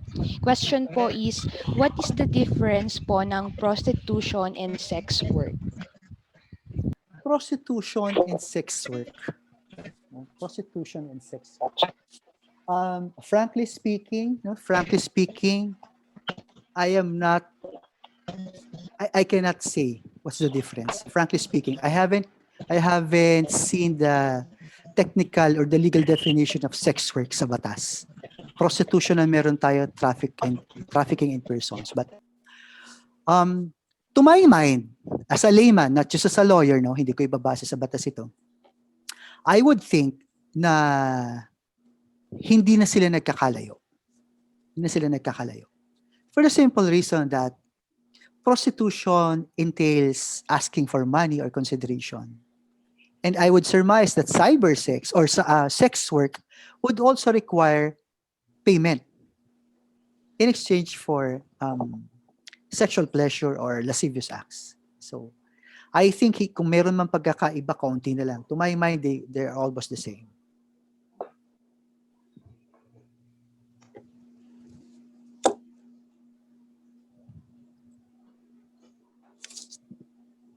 Another question. Any other question? Attorney, Yes. po. Another question po. You mentioned kanina yung TikTok. There was an alert made by Philippine Commission on Women at the height of ECQ in the Philippines that there is one feature of TikTok that you are asked to remove your clothes with a background. Hindi ako kasi nagde-TikTok so hindi ako masyadong familiar, but that was the statement of the Philippine Commission on Women. Because yung mga parang virtual background na ginagamit na akala mo hindi ka nakikita, yung pala na napapasok ng mga online sexual perpetrators yung TikTok. Paano po kaya yun? How can we advise our children, especially young people are now into TikTok and even celebrities are in TikTok. Right. Ma'am, not just in TikTok, in the use of internet in general, you have to be circumspect. Meaning maging maingat ka, maging mapaglimi tayo. This TikTok, this is just an app in the phone, di ba? Using your internet. It's just an application eh. Alam ko yung sinasabi niyo dahil nauso naman talaga yan eh, no? But you see, naka-screen lang yan sa app. Pero dun sa gumawa ng app, kaya nilang alisin yung screen na yon. Nakikita nila yung hubad na katawan mo. Pwede na nilang ibenta yon. So again, these are prone to abuses, no? This is what I advise, this is what I tell myself, this is what I tell my wife. Yang mga app, computers, YouTube, no? Mahirap pong gawin pero talaga nakabantay kami ng asawa ko. Sa aking 7-year-old son. Wala na po tayong magagawa, ma'am. Ate Neri. Ayan na yan. Internet na, ayan na yan. Hindi na natin maaatrasan yan. Maging mapagbantay na lang tayo. Mas maraming kalaban ang mga magulang ngayon. Hindi tulad nung araw, ang mga bad influences may only come from your playmates outside the street. Pero ngayon hindi po. 24/7, merong kalaban ng mga magulang tulad natin. So my advice, constant vigilance talaga. Continued vigilance. Yun lang po talaga.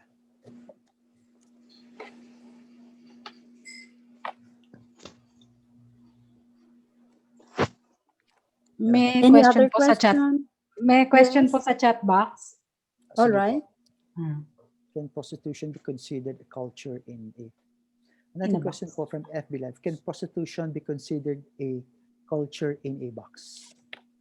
I do not, honestly, I do not understand what do you mean by culture in a box. Can prostitution be considered a culture in a box? So, anybody who would want to clarify this question so that I can answer Simple properly? English, please. Thank you, Chip.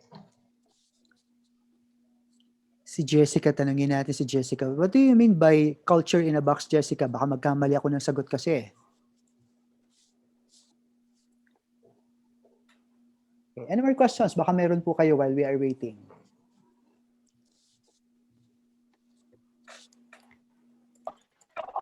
Probably the culture in the box that they are talking about is you nandito lang siya. It's just there. Kung may computer ka, or you have this tablet, or you have these other gadgets that are, something that you can share mga portable items. Kaya tinawag na culture in a box. Pero it's not really culture in that sense, considering that many people who have the same gadgets can look at it, but not necessarily appreciate it and live it. I don't think so. Every word na culture in a box, parang very loosely used to indicate that this is just in the box of television, na we the high-powered Wi-Fi, mga ganon. But otherwise, no. Remy, excuse me, but it's choppy. Can you use the other, yes, what you used before? We would like to hear clearly what you said.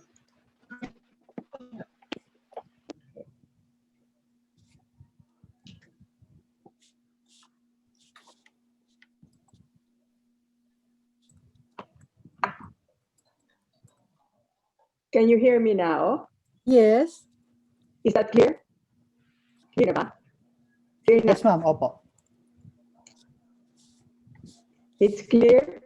Yes, ma'am. Clear po. Sige po. Attorney, can you hear? Yes, ma'am. Opo.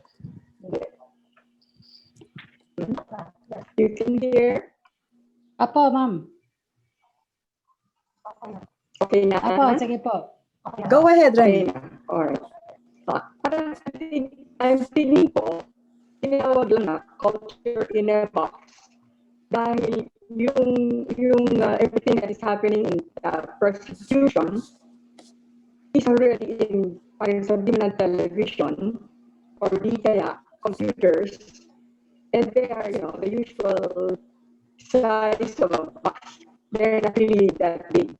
Although in real life, hindi naman ganun talaga kalino. But since nandito na, nasa social media na, tinawag na lang na culture in a box. Yun lang tingin ko. Baka following your explanation, ma'am. O sige, maybe it's just in a box, nasa sa TV lang, nasa laptop, pero hindi naman talaga sila ganun sa tunay na buhay. Maaring ganon, no? But for me kasi, ma'am, since we are living in the internet age, kahit walang physical contact, it is still dangerous. It's still dangerous, no? Because it has impact to our, to kids. Kahit hindi ka nahahawakan, may masamang epekto yan.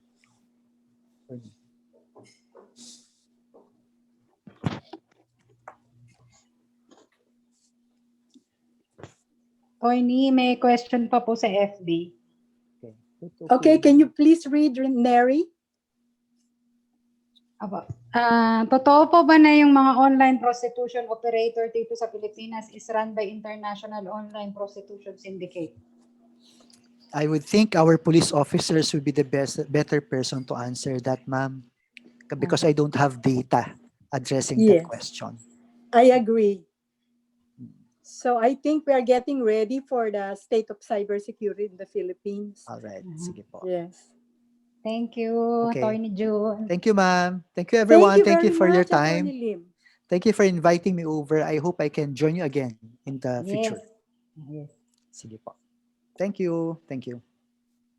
I'm sorry, but I have to excuse myself because I have another appointment. Ate Neri, Maraming Yes, thank you salamat. so much. Ha? Thank you everyone. Bye-bye.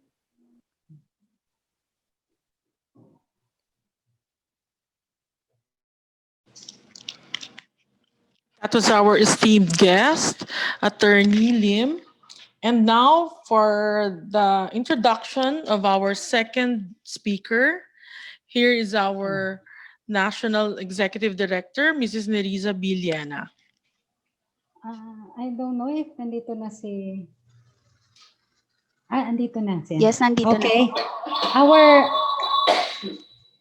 Our speaker who will tackle the topic State of Cybersecurity in the Philippines during COVID-19 is no other than the Assistant Chief Cybersecurity Unit of the Philippine National Police Anti-Cybercrime Group.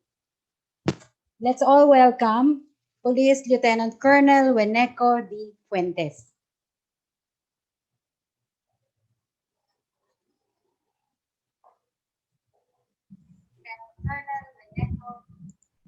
Magandang hapon po sa inyong lahat, sa mga officers po ng YWCA. Magandang hapon po sa inyo, sa mga viewers po natin sa Facebook.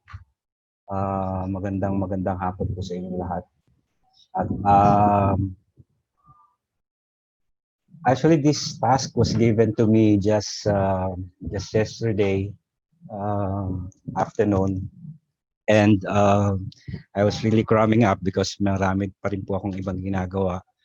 I just hope that I will be able to share a presentation that is kapaki-pakinabang or fruitful for all of you. Medyo may disparity po rin yung yung topic, no? Because it is says concerning cybersecurity, and then meron po siyang nagta-touch doon sa tinatawag natin na yung mga vowsy, yung mga sexual exploitation online, mga ganun po. Anyway, I will try to tackle very shortly kung ano-ano yung mga yon, no? First and foremost is I would like to thank the YWCA for having the anti-cybercrime group. In behalf of our director, Brigadier General Marvin Manuel Pipito, as well as our command group, our DDA Colonel Doria, our DDO Colonel Lim, together with our Chief of Staff, Colonel Gongona. Okay. Again, I'm Police Lieutenant Colonel Wenico Fuentes, or Nico Fuentes. I am the Assistant Chief for Cybersecurity. Okay, so let me go on quick now on my presentation since I think limited din po yung time, no? Okay, let me start it with just a second.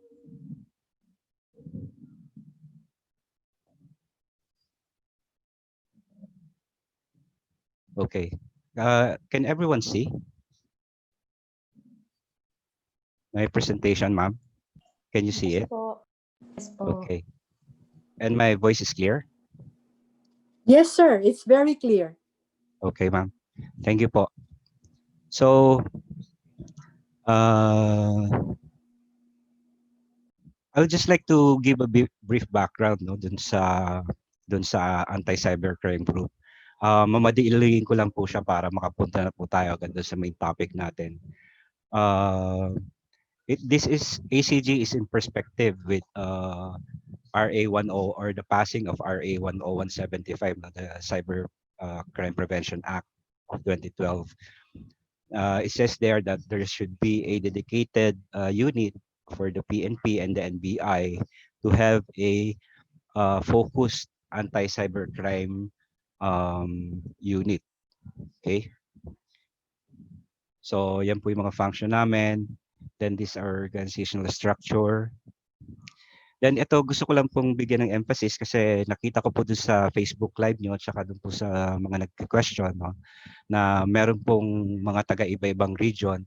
I would just like to share that we are all over the country, in every region, including BARM po yan. And then meron din po kami dito sa Metro Manila, meron din po kami mga tinatawag namin district anti-cybercrime teams, no? Sa QCPD, sa Northern, sa Eastern Police District, as well as Manila Police District. Pwede nyo lapitan kung magkakaroon po kayo ng problema concerning cybercrime. Huwag naman po sana. No? Okay? Then, ito po yung mga core capabilities namin. I just like to emphasize the cybercrime investigation and digital forensic. Okay. So, ito po yung mga background ng aming mga investigador. So, ito naman po yung 4 courses na dapat you should be able to take upon entering or joining the PNP Anti-Cybercrime Group. Okay? So ito rin po yung mga laws na ini-implement namin as well as other laws as long as meron siyang or ginamitan siya ng information and communication technology. Okay? Like for example, yung mga popular ngayon na online libel, no? Kasama po yan dyan. So ito po yung content ng RA 10175, no? Yung mga punishable acts na tinatawag. Okay? So bigyan lang po natin ng yung kanina binanggit ni Attorney Lim, no? Yung penetration na tinatawag natin sa market, kung gaano ba karami yung gumagamit ng mga internet sa atin, yung sa mga social media. Ito po yung sinasabi niya, yung sa social media, no? Yung 73 million na sinasabi niya. Sinasabi nila na sa market is it's about 67%. So malaki po talaga. Totoo po yung sinasabi ni Attorney kanina. Then ito po yung digital growth na tinatawag natin. Okay? Tapos, ang most used social media natin or SOCMED platform natin, of course, is Facebook, which is about 96%. Okay? So, let's go now to the main topic. Kasi po, yung pong sa cybersecurity, no pala, just going back to the topic, meron po kasi kayong binanggit dun sa communication nyo na to include cyber squatting. Well, cyber squatting is also a crime, no? According to 10175. Pinagbabawal po siya. Pero ang cyber squatting po is for example, yung pong website nyo, no, na ywca.com for example. Nag-put up ako ng isang organization din, no, company whatsoever. Na ang tawag naman is, for example, Young Wenico Activist Council. So, ang ano rin niya,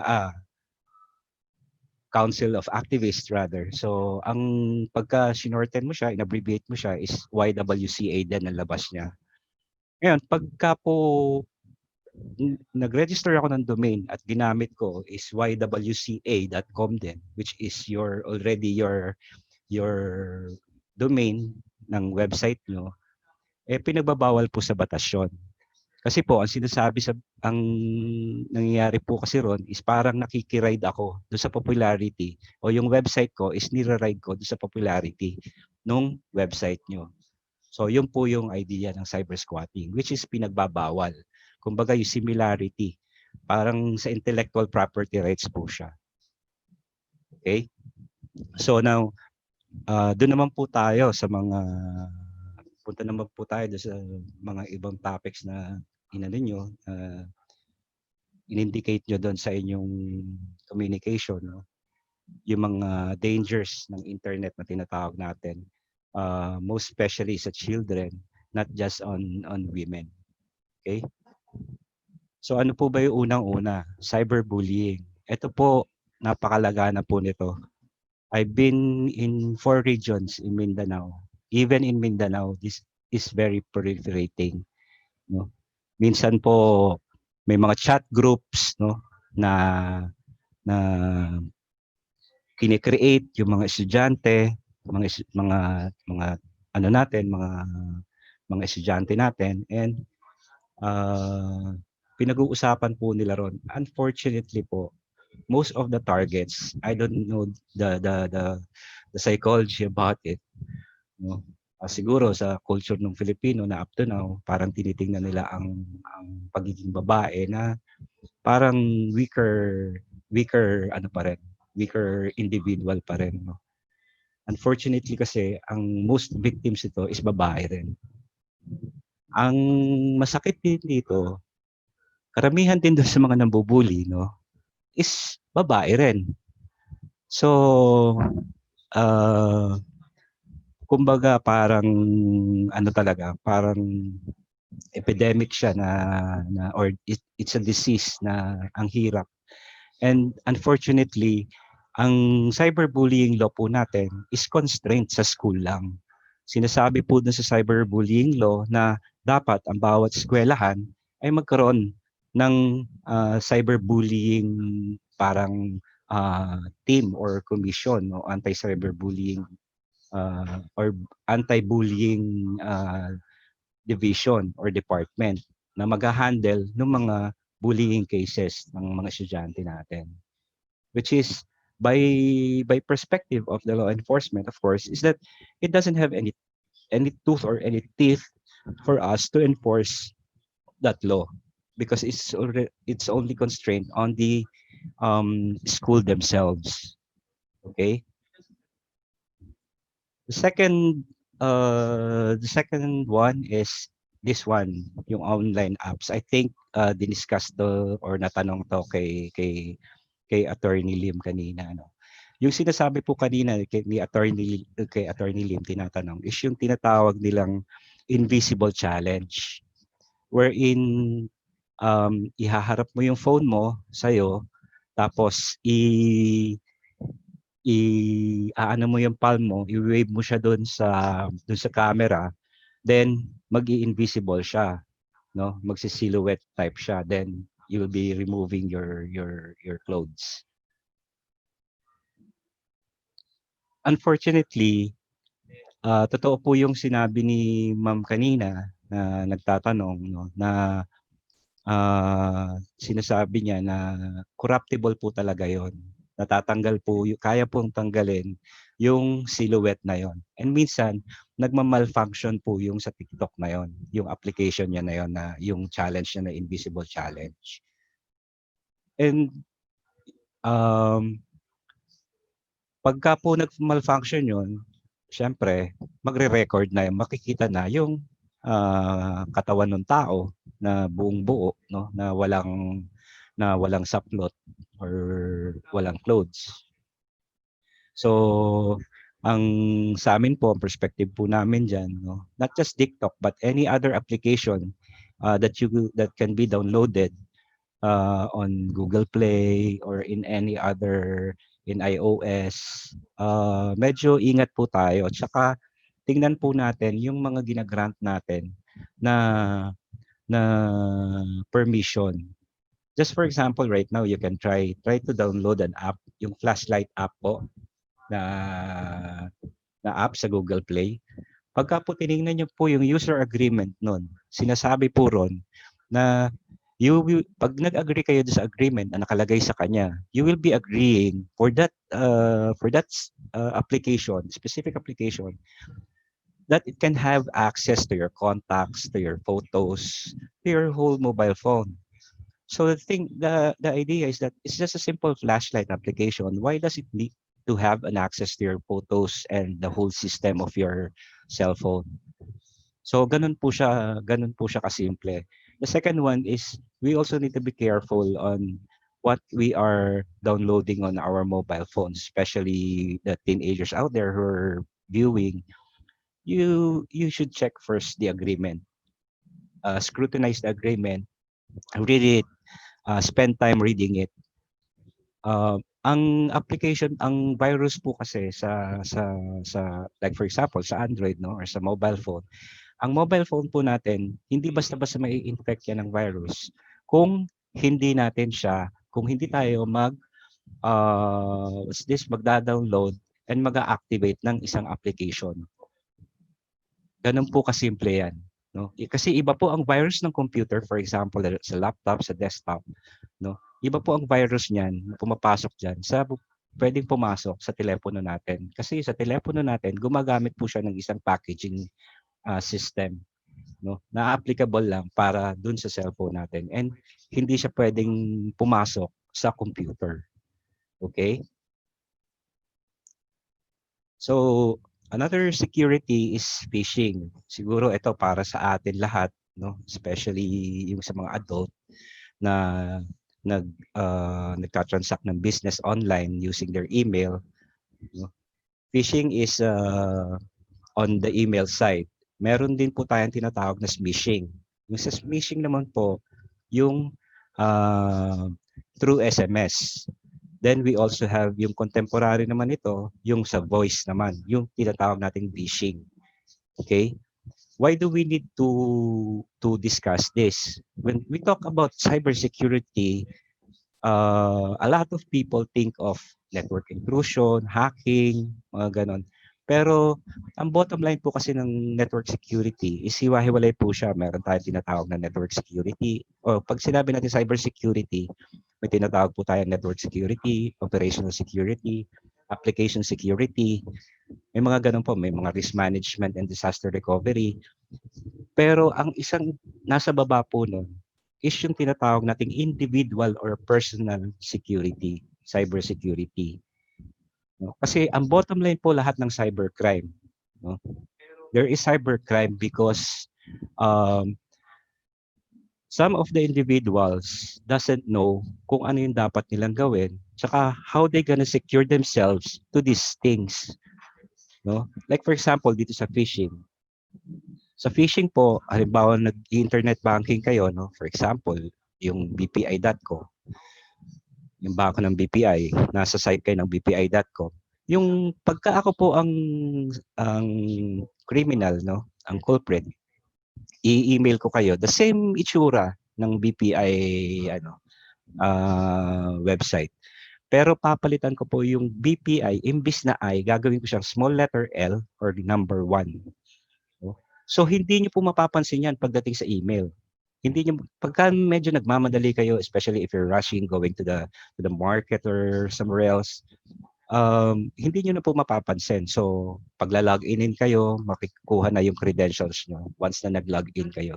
So, you need to be like very specific or very careful on responding to an email, especially asking for the details of your account, of your address of your house, bank accounts, passwords, username, yung mga ganun po. You can counter that by calling the bank itself. Kung halimbawa may doubt kayo, tawagan nyo mismo yung bangko na you receive an email, blah, blah, blah, so they can investigate it before you go on to process that email. Okay? Sa SMS naman po, yung mga pong simple siguro, meron sa atin nakaka-receive ng mga sorry po, nagkamali ako ng pasa ng load, baka po pwedeng ipakibalik. No? That's form of smishing. Sa phishing, yung pong parang ibubudol-budol ka. Kakausapin ka ng kakausapin na matagal sa telepono. Meron po kaming client nito, I think a week or 2 weeks ago, no? Nakapagsanla ng alahas, nag-withdraw ng pera sa bangko, na ipadala lahat sa suspect without knowing na victim na pala siya, no, nung phishing. Nung medyo natauhan siya, saka lang niya na-realize na nag-withdraw siya and nagsadla pa siya ng mga alahas para mapadala niya yung pera dun sa taong kausap niya sa phone. Okay? So, eto po, yung sa mga scam alerts naman natin. Yung sa scam alerts naman po natin, no, yung mga scam ngayon, ang latest po na scam ngayon is yung tinatawag nilang fake receipt. Applicable po ito, mostly applicable dun sa mga nag-online selling. Okay? Sa online selling, ang ginagawa nila, they send a picture of a receipt na naghulog na sila, nag-bank transfer na sila and everything, or nagpadala na sila sa Palawan, or sa mga money remittance agencies. Tapos, isi-send nila doon sa seller, then the seller is ipapadala naman agad without checking, ipapadala naman agad yung item na ibinebenta nila. And isa din dito sa mga scams na to is this, no? Etong tinatawag nating online dating scams na nabanggit din kanina ni attorney. We call this romance scam. Ang idea naman niya is that kakaibiganin ka niya, titingnan niya yung Facebook account mo, ipaprofile ka niya.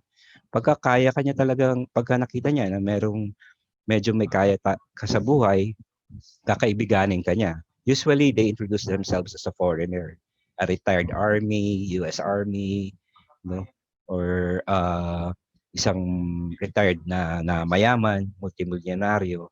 Then, kakaibiganin ka to the point na girlfriend ka niya.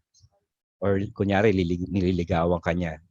Tapos, ang gagawin niya is that sasabihin niya, padadalhan ka niya ng mga ng mga regalo, no? Appliances, household appliances, jewelries, money.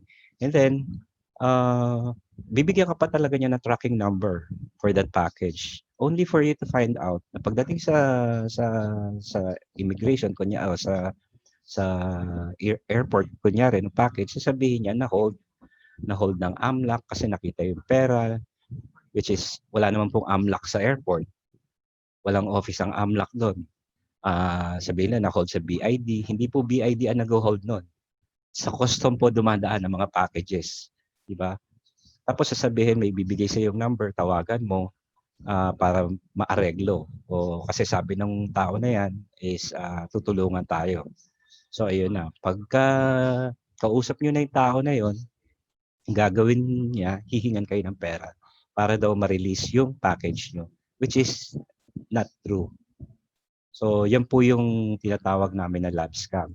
Unfortunately, most ng clients po namin dito is yung medyo may edad na, no? Na yung mga may mga anak pero nakahiwalay na sa kanya, naninirahan na lang mag-isa, ganun. Kasi naghahanap ng makakausap man lang, makakwentuhan because of the kids or the children, seldom nang makipag-communicate dun sa mother nila. Mostly po ng ano talaga nito is talagang mga babae ang tina-target. Okay? Now, the second one is, eto po, online modeling scam. Mag-iingat po tayo dito, lalo na yung especially yung mga parents.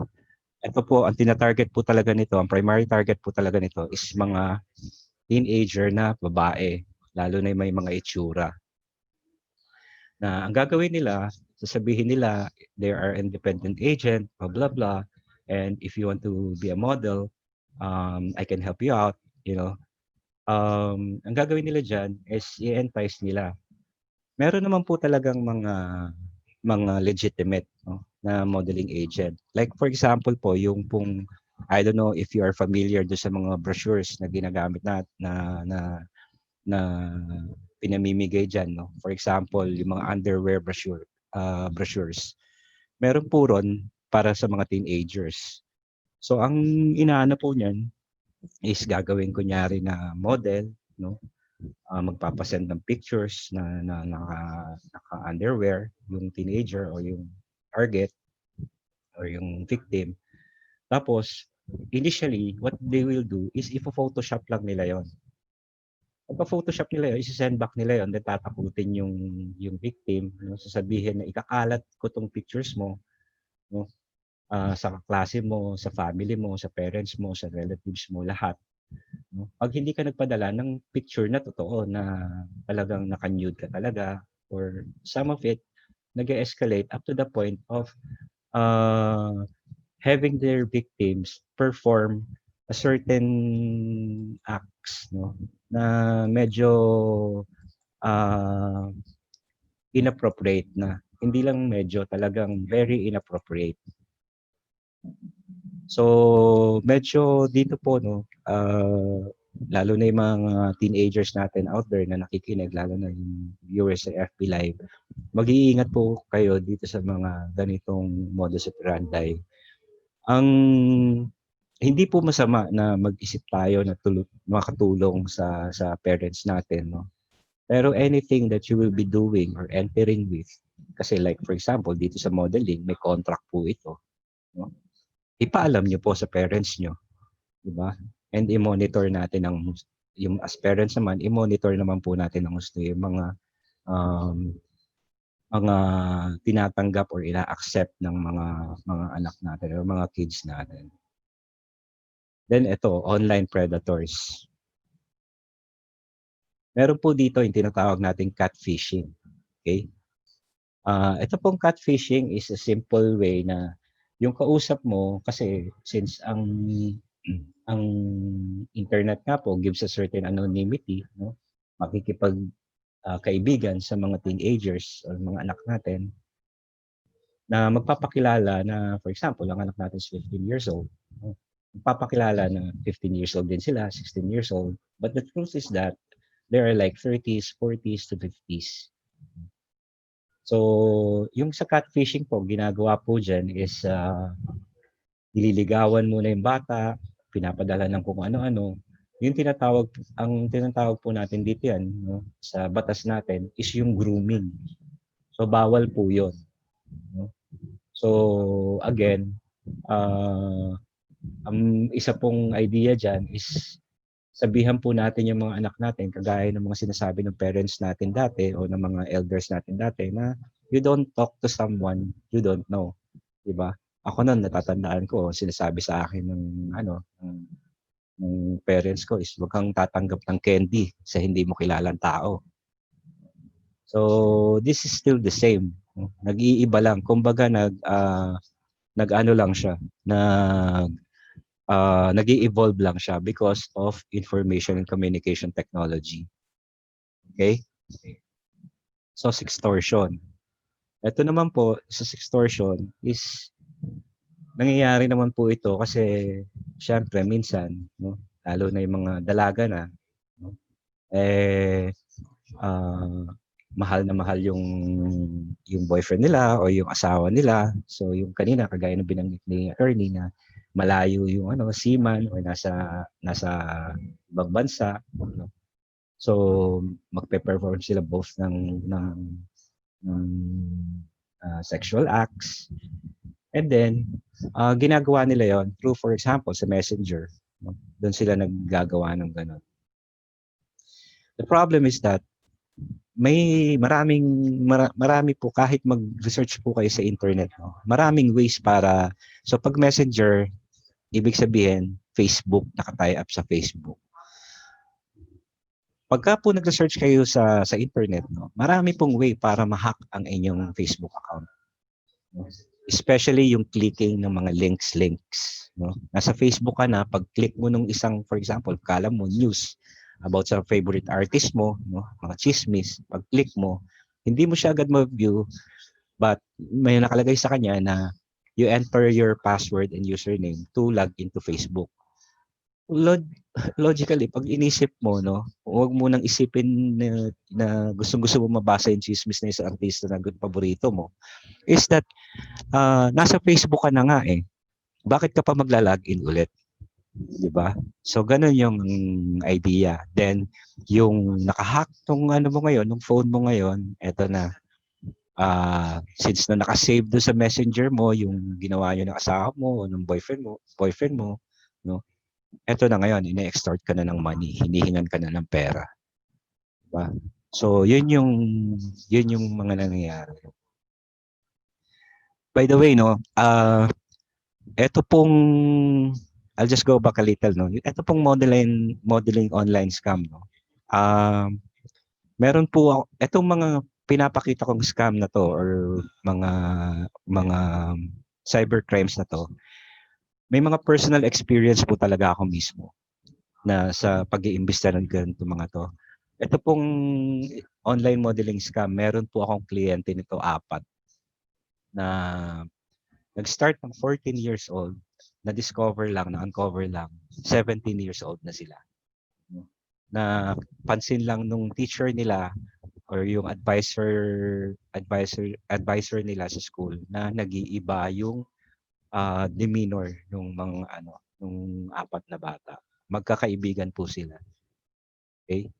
So lahat po ito, pati kahit na po itong online predator na to, yan, ang dami ko na pong naimbestigahan yung mga yan. Okay? So even itong sextortion na to, especially ito magtataka ka lang kasi itong pandemic, no, medyo tumaas yung mga circumstances na to or yung mga crimes na to.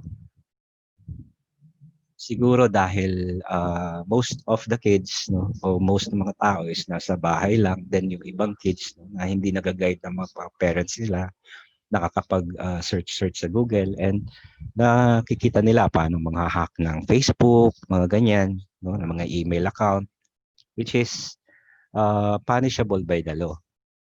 And believe me, meron na po kaming mga nahuhuli nito na 15 years old, 16 years old, no, below the legal age of 18. Okay? Then ito pong ipang isa, itong scandal. So for the perspective ng parents, no, marami po kasi kaming na receive, no, na complaint na, for example, yung mga anak nila, no, na mayroon palang scandal, no, sasabihin nila, kilala ko yung anak ko, hindi magagawa ng anak ko yan. Ganun. Siguro drinag siya or what. Alam niyo po, it is unfortunate and a bit hard for me to say, no. I'll be hard to say na wag po tayong makakasiguro at wag po natin sasabihin na kilala natin yung anak natin. Kasi po nung wala pa pong pandemic, kahit computein niyo po yung oras, anong oras pong pumapasok yung anak niyo sa school? Diba? Uuwi ng 5, 6, 7. Diba? Pagdating niyan, kakain, gagawa ng assignment, then matutulog. How much time you were able to spend to talk to them? Diba? Mas matagal po nakausap niya yung mga kaibigan niya, kaklase niya, diba? Lalo na nung lumalabas na yung mga gadgets or iba-ibang gadgets. No? So, nakakapag-usap sila, nagchat-chat. Mas matagal po nilang kausap yung mga kaibigan nila. And hindi po agad sila nagsasalita talaga sa magulang. By experience po. And they are, syempre, mga bata, they are very experimental, no, sa mga ginagawa nila. Na siguro ang idea dito is to guide our kids, to guide your kids lang lagi para okay. So ito po yung lagi kong sinasabi sa mga pag nagle-lecture po ako sa mga school, kasi nagle-lecture din po ako sa mga school, no? Sa junior high, senior high, even sa college at sa masteral mga courses. Think before you click. Kahit po yung mga sa libel lang. Pagka sa libel po, pagka po masama ang loob nyo sa kapitbahay nyo, sa kaibigan nyo, o sa BFF nyo dahil nagtalo kayo, no? Mag-isip po muna kayo at wag si Facebook ang kausapin nyo. Kasi karamihan po dyan po nagkakaroon ng problema. And ang lagi lang po natin tatandaan dyan, ang internet po does not have a delete key. Kung ano po yung umakyat dyan sa internet, no? Ang dami po nagtatanong sa akin ito, may mga scandal, ganyan, yung mga babae. For example, sa scandal, usually, babae po talaga eh. Ang mga usual namin na suspect dyan is mga ex-boyfriend o yung mga dating asawa, no, na hindi makapag-move on. No? Pero may mga ilan din po na babae na gumagawa nito. For example, kagaya ng isang client ko, ang binubuli niya or yung pictures na inilabas niya is pictures or kinalat niya is pictures nung ex nung boyfriend niya. Ang katwiran niya kasi daw nakikipagkita pa rin daw sa boyfriend niya. Na what's this? Na hindi naman na dapat. So nagsiselos siya. So kinalat niya yung pictures na kinuha niya yung kinuha niya yung cellphone nung boyfriend niya minsan, tapos nakita niya yung mga nude pictures nung ex niya, then pinasa niya sa kanya sa sarili niya, cellphone niya, then ikinalat. Doon naman sa mga guys, no, especially sa mga teenagers na nag-review sa atin, no, pag iniwan na kayo ng babae, mag-move on na kayo. 'Di ba? Isipin niyo na lang na totoo yung kasabihan na wala pong forever. 'Di ba? Kung kung talagang naniniwala kayo na yung puso nyo para doon sa babae na yon, kung may pera rin lang po kayo, subukan nyo magpa-heart transplant para para maiba yung magustuhan nyo, di po ba? Hindi, joke lang po yun. Well, wag na pong, ginosting kayo, wag nyo nang habulin, okay na yon, hayaan nyo na. Bata pa kayo, marami pa kayong makikilalang tao.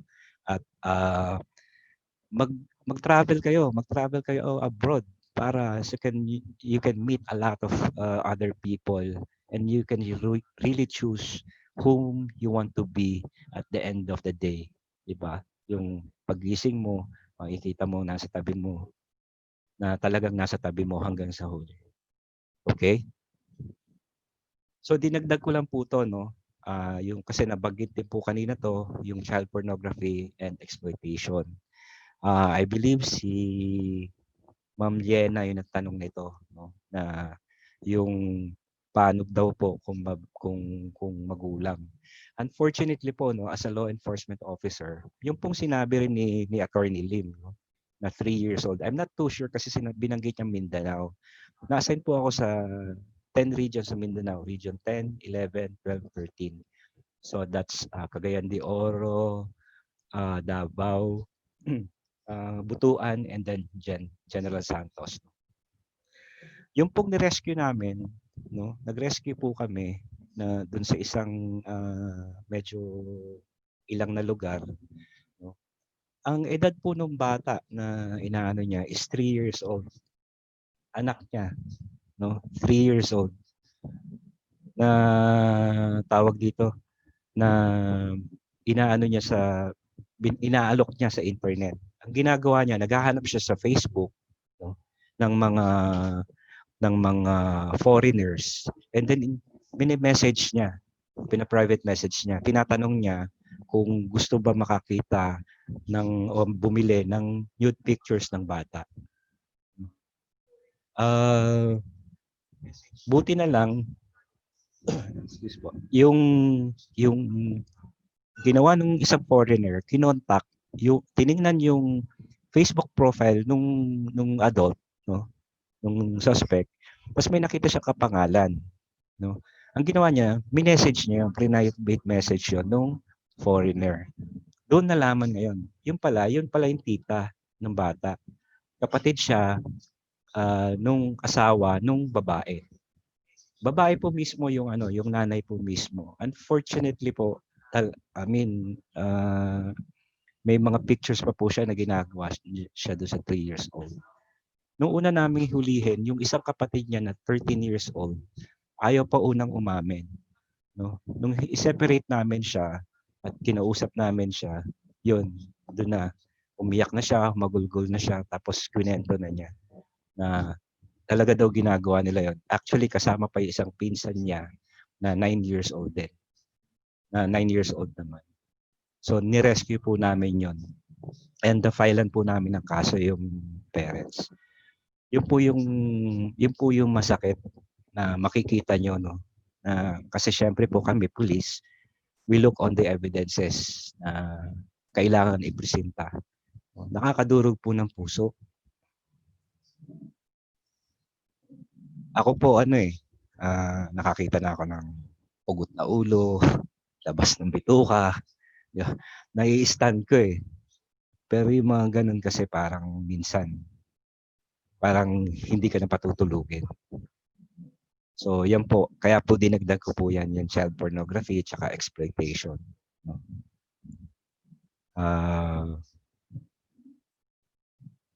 Then, I don't know if you will be able to appreciate this or yung ibang viewers natin, no? Pero isa pa po ito sa inaano namin. I know that the idea of communism is based on ideology, pero yung pong paghawak ng arms and going against the government is medyo, kasi po ano sabi ko nga po na-assign ako na matagal sa Mindanao, no. Nakikita po talaga namin kung paano i-exploit yung mga lumad, especially mga bata. Yung mga indigenous people po natin o yung mga IP people natin sa bundok. Na pagtatayo nila kunyari ng school, pero pagdating sa school at tinuturo po is go against the government. Personal experience ko po yan. Sa akin po, ito pong last slide na to is just a simple perspective of me being a law enforcement and as a father also. Okay? So, wala na po akong oras. Ipa-plug ko na lang po, no, na time and again tumatanggap po kami ng mga recruits na mapabilang sa aming hanay. Kung po meron po kayong mga kakilala na gusto magpulis, pwede niyo pong kontakin yung aming, or pwede po nila makita yan sa amin sa website namin. No? Saka po pala yung mga few tips lang po pala nakalimutan kong idagdag dito. Well, hindi ko na isama eh. Few tips lang po pala, no. Especially ngayong online, para maano lang natin, mabuo lang natin yung process ng cybersecurity. Ang isang technique po, no, like for example, if kung may account yung Instagram, Facebook, ano pa ba, Twitter, yung mga anak natin, i-follow nyo lang po. I-follow nyo para alam nyo, nakikita nyo kung ano yung mga organization. Kasi makikita po ron kung ano yung mga groups na sinasalihan nila. Ngayon po kasi especially sa pandemic, ang dami pong groups, no, na minsan nagmumurahan, nagpapakitaan ng kung ano-ano, mga ganon sa Messenger. I-follow nyo lang po sila para makikita nyo po, at least monitor nyo sino ba yung fina-follow nila, ano ba yung crowd nila, no? Makikita nyo po yan.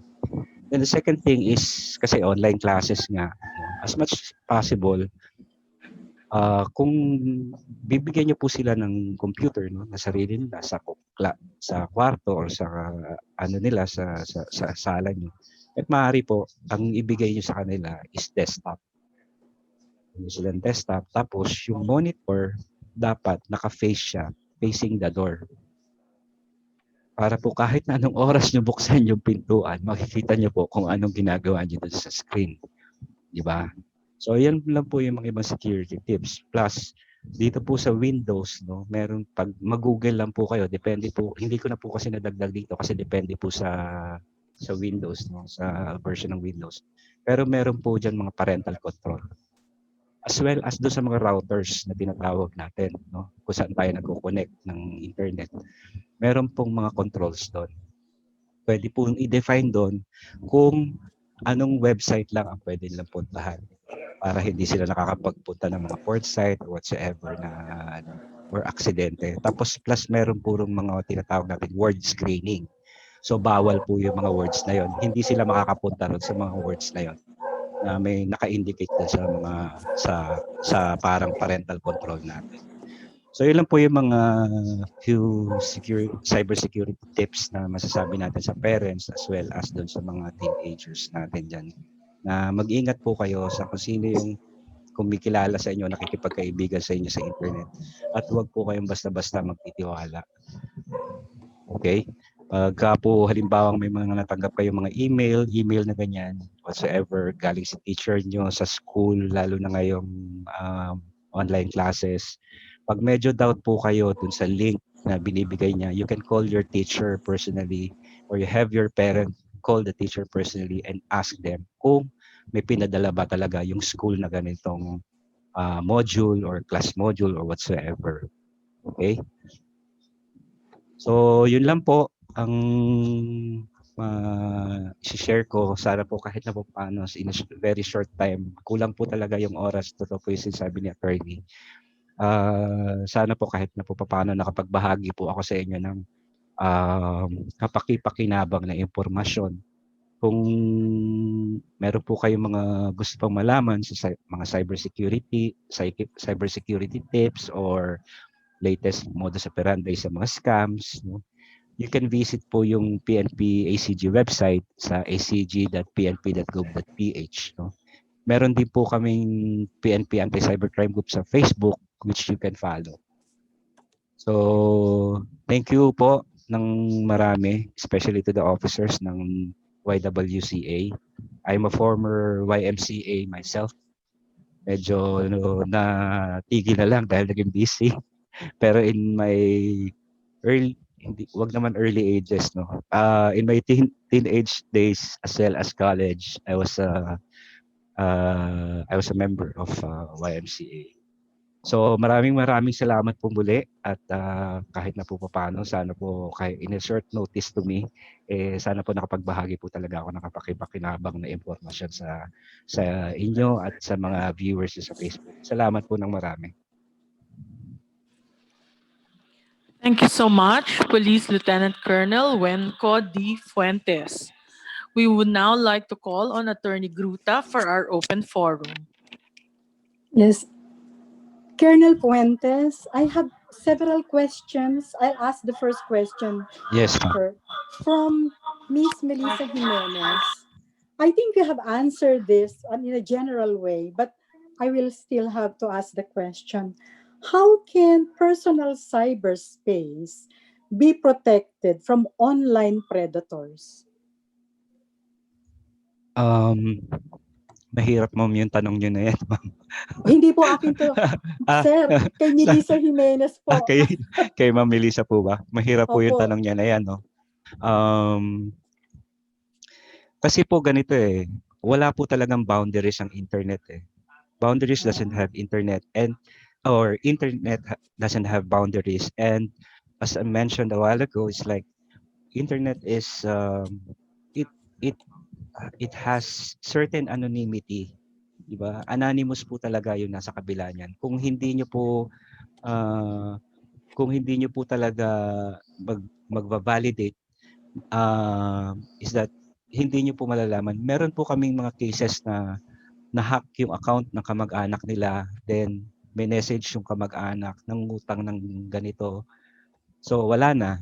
Ang kala nilang kausap nila kamag-anak nila, 'di ba? They trusted the messenger na they can even call directly. Like for example, ang hinihiram na 100,000, you can call them directly, 'di ba? Kasi medyo malaki na yung amount.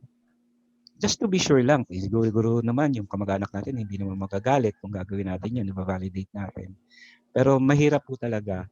Sabi ko nga kanina, kung ano man yung nandun sa internet, yan na po yan. So yung mga pro tips lang po na binigay ko kanina, yun po yung siguro yung medyo may observe natin. Pero yung sabihin natin is that wag lang po tayo talaga basta-basta magtitiwala. Yes. Thank you, Colonel. Another question. This is from Julie Marie Francisco, a student from Marinduque. Ang tanong po niya ito, but I would like to rephrase it. Yes, how can we promote the importance of cybersecurity?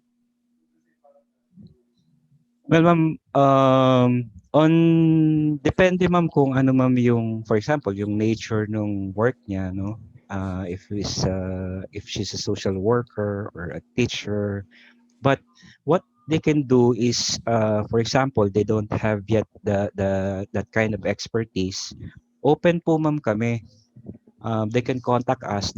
We can give lectures as mentioned a while ago. It's like I personally give lectures to students, to schools. In fact, regular speaker po ako dun sa project ng Rotary Club of Metro Antipolo. I am dun sa mga schools na ini-sponsoran nila to have a webinar. So partly po makakatulong po kami sa kanila para po ma-inform yung general public na kung ano po yung mga dapat o ano po ba talaga yung hazards ng paggamit ng internet.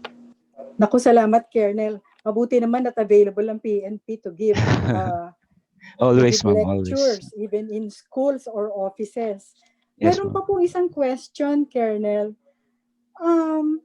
Na-experience na po ba ninyo sa inyong investigation massive breach of data privacy? Yes, ma'am. Na, Can you please give us, kung hindi po unfortunately, confidential? ma'am, I cannot mention the names, no, ng Opo. ng mga organization o whatsoever.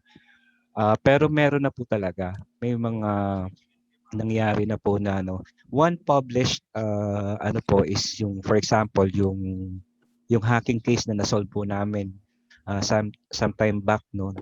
That is the first ever hacking case na nagkaroon ng indictment dito sa Pilipinas. The name is published naman po siya. The name is JJ Kiner. Napakonvict po namin siya sa hacking. Napasok po niya is yung mga government institutions. Nakalagay naman po doon sa doon sa pagka na-Google kayo.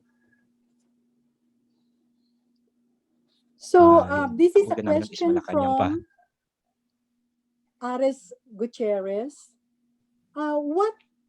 Of course, we know that the PNP is doing something about the complaints about cybercrimes. Yes, But ma'am. meron po ba bang ibang ginagawa ang gobyerno to prevent or to suppress yung breach of data privacy? Meron ma'am tayong yung Data Privacy Act na tinatawag. So, ang regulation po diyan o ang sinasabi po diyan, no, once na an organization, a company, whatever, nagkaroon ng breach to information, within 24 hours, they need to determine kung gaano siya kalaki, and then they need it to report. They need it to be reported sa Data Privacy Commission. Meron po siyang rule na gano'n. Oh, those are the questions that I have. Anyone who wants to ask Colonel Fuentes a question on cybersecurity, please do. Neri? Meron dito from Maybel Langbayan, University of Baguio.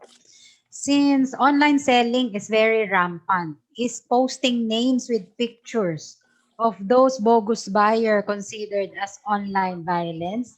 Ito yata yung di ba mga bogus buyer, tapos naloko yung seller, tapos pa-post niya yung mga pictures ng kanyang buyer Yes, supposed to ma'am. be. Yes, ma'am. Ma'am, bawal yon, no? Kasi it might fall kasi since na kayo pa lang yung nag-uusap, wala pa naman na whatsoever, no, na file na case. Bawal po yon na mag-aano kayo ipopost niyo isang tao kasi baka po pumasok kayo doon sa premise ng libel or unjust vexation or intriguing to honor. So, iwasan po natin yon. Ang sa akin po, no, medyo mahirap bitawan, pero every business has their own risk, and for us to go in a certain business, we should be able to identify those risks, and we should be able to think already beforehand how we gonna mitigate that risk of that kind of business. Di po ba? Alam ko po medyo masakit sa tenga, pero yun po kasi talaga yung dapat. Any other question?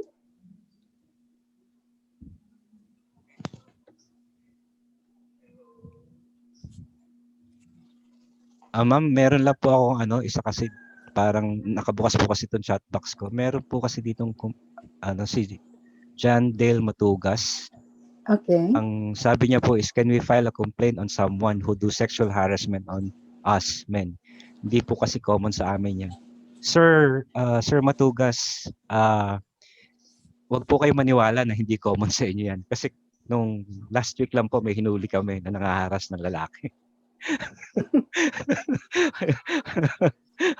So, pinailan po namin ang kaso. Ngayon po nakakulong doon sa selda namin, no.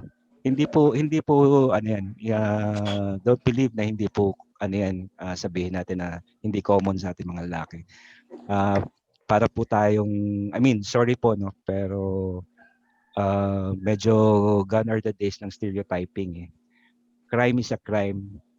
Kahit kanino mo gawin yan, um, they are victims. And kahit na anong crime, pwede mangyari kahit na kanino, whether lalaki ka o babae ka. Okay? Ang mas marami nga lang sigurong lalaking loko-loko kaysa sa babaeng loko-loko. No? So, yun po yung medyo issue. Pero you can also file complaint to us, no?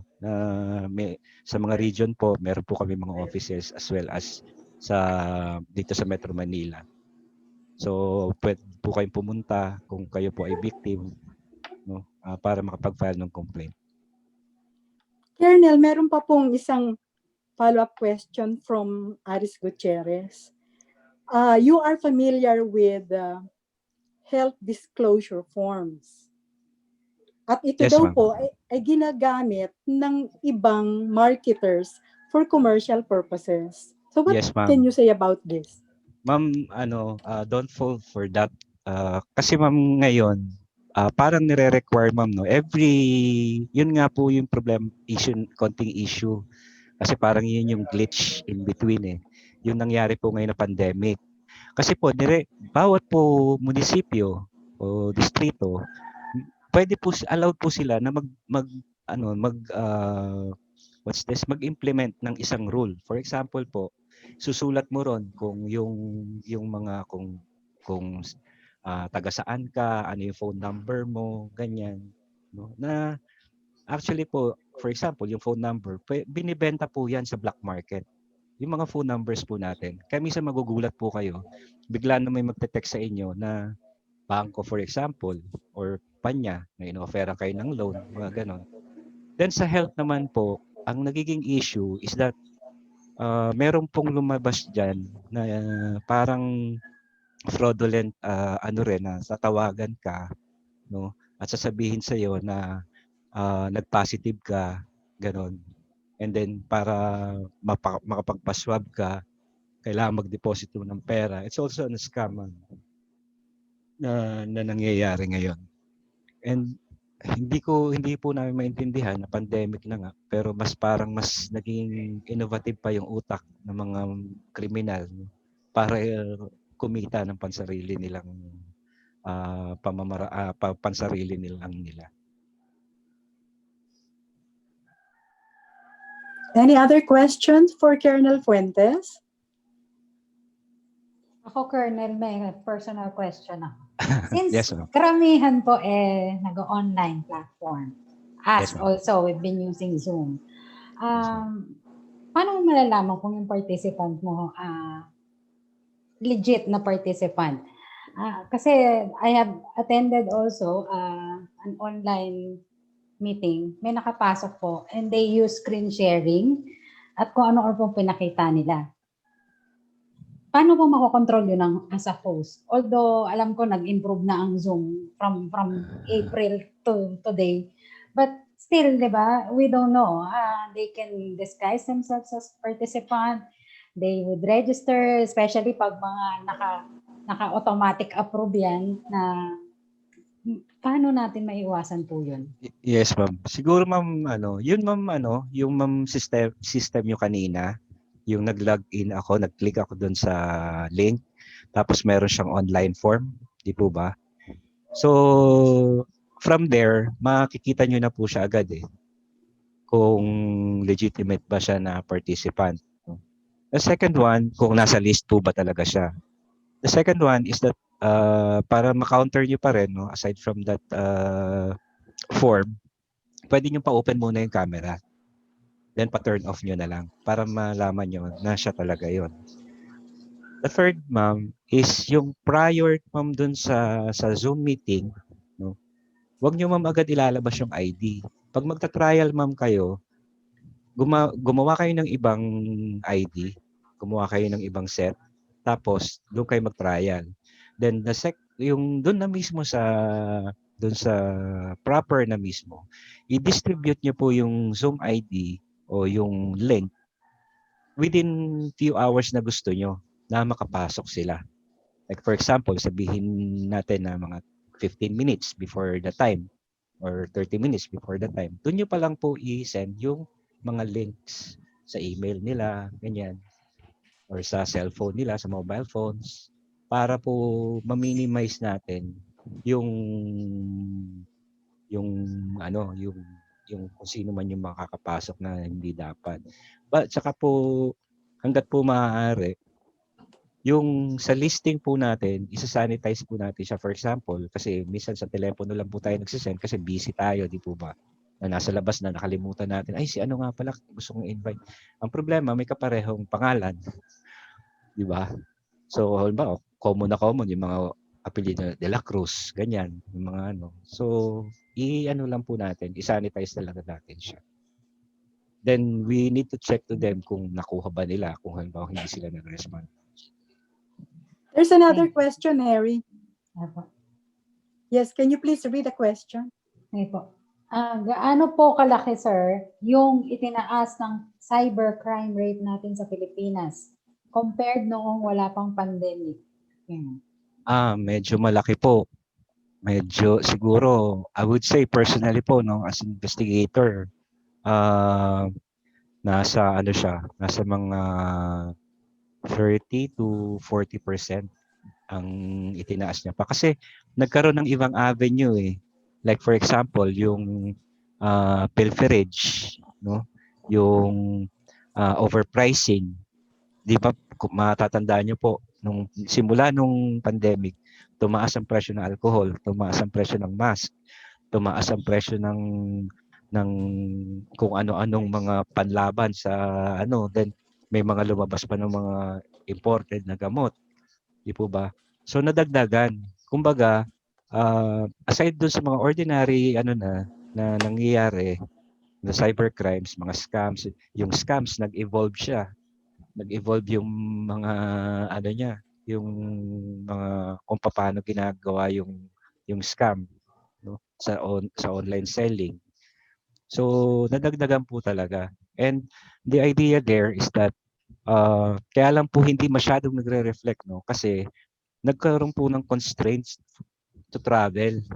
Kung matatandaan niyo po, 'di ba, pinagbawal yung pagta-travel. Minsan po kasi merong sa neighboring province na mas malapit na pumunta lang sa Krame, pero hindi makapunta kasi bawal po mag-cross ng border. So kaya po hindi lang siya nare-report, pero marami po talaga. Ako nga po, kung ako personal po, no, hindi po yung sa office, hindi sa ECG o sa PNP. Ako parang ang tingin ko pa nga, nasa 50% pa nga yung tinaas.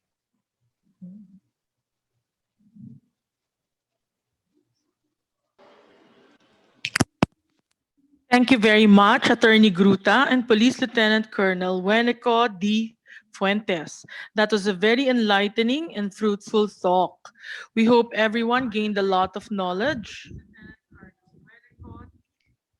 and on how to protect ourselves, our women, our friends, and family. And now may we call on our National Executive Director to present our tokens and gifts. Thank you again, Miss Rachel. Thank you so much. Nakaalis na po si Attorney June Lim, but of course, he knows naman. But of course, now we would like to read our certificate of appreciation, which I will be reading the citation. The Young Women's Christian Association of the Philippines and the National Youth Coordinating Council presents this certificate of appreciation to Police Colonel Weneco D. Fuentes for his invaluable contribution as resource person, which led to the success of YPOD series on cybersecurity during COVID-19. This was signed by Marla May Baez, our NYCC president, signed by yours truly, and signed by our national president, Mrs. Lilia Fariñas. Of course, we have some tokens for you. Di ko po alam kung nasa PNP office kayo. Kung nasa PNP office po kayo, we send that to your office. Hopefully, makarating po sa inyo. Thank you so much for giving us your time. Of course, Thank you your very much too, ma'am. expertise. It's a pleasure, ma'am. It's a pleasure. It's an honor. We in the organization is looking forward for future collaboration with you because one of the thrusts of the organization is to provide information to women because we believe that an informed women makes informed decisions. Thank you, ma'am. Back to you, Miss Marcia. All right. Thank you, Miss Neri. For the closing remarks, we'd like to call on Mrs. Remedios Bicomong, the chairperson for the YWCA's Global and Local Affairs Committee, and also the president of the YWCA of Quezon City District 3.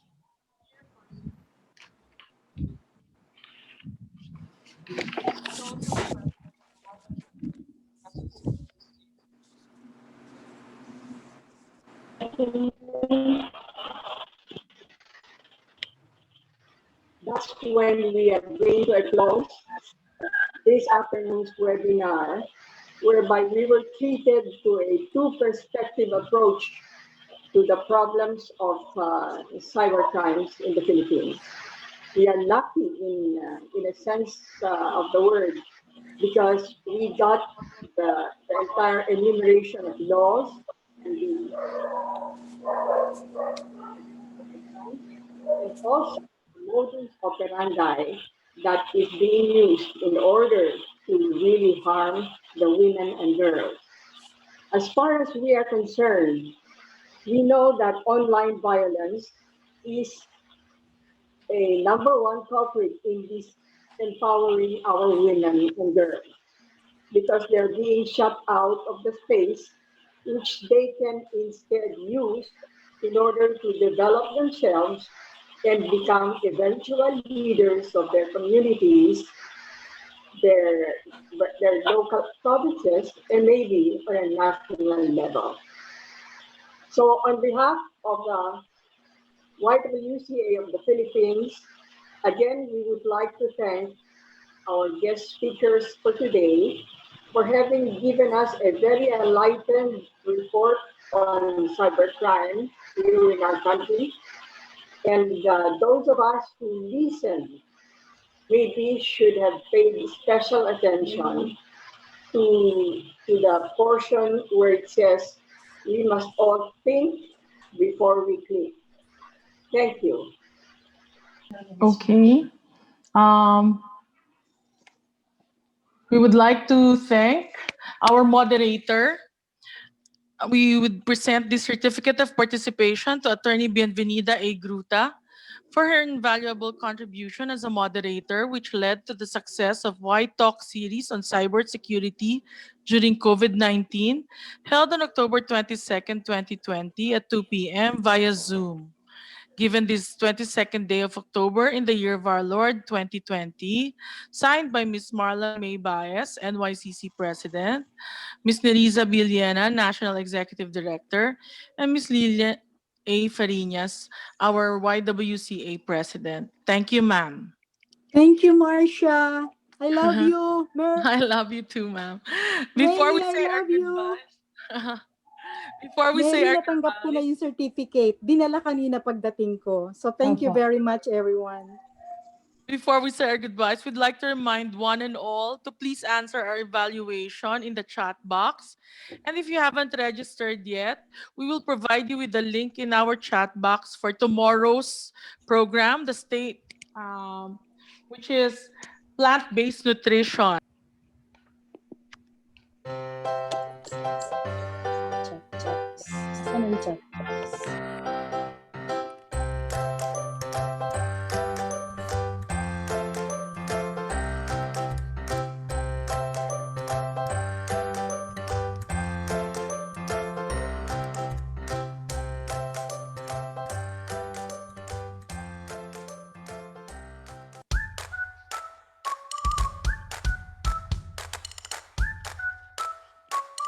Yes.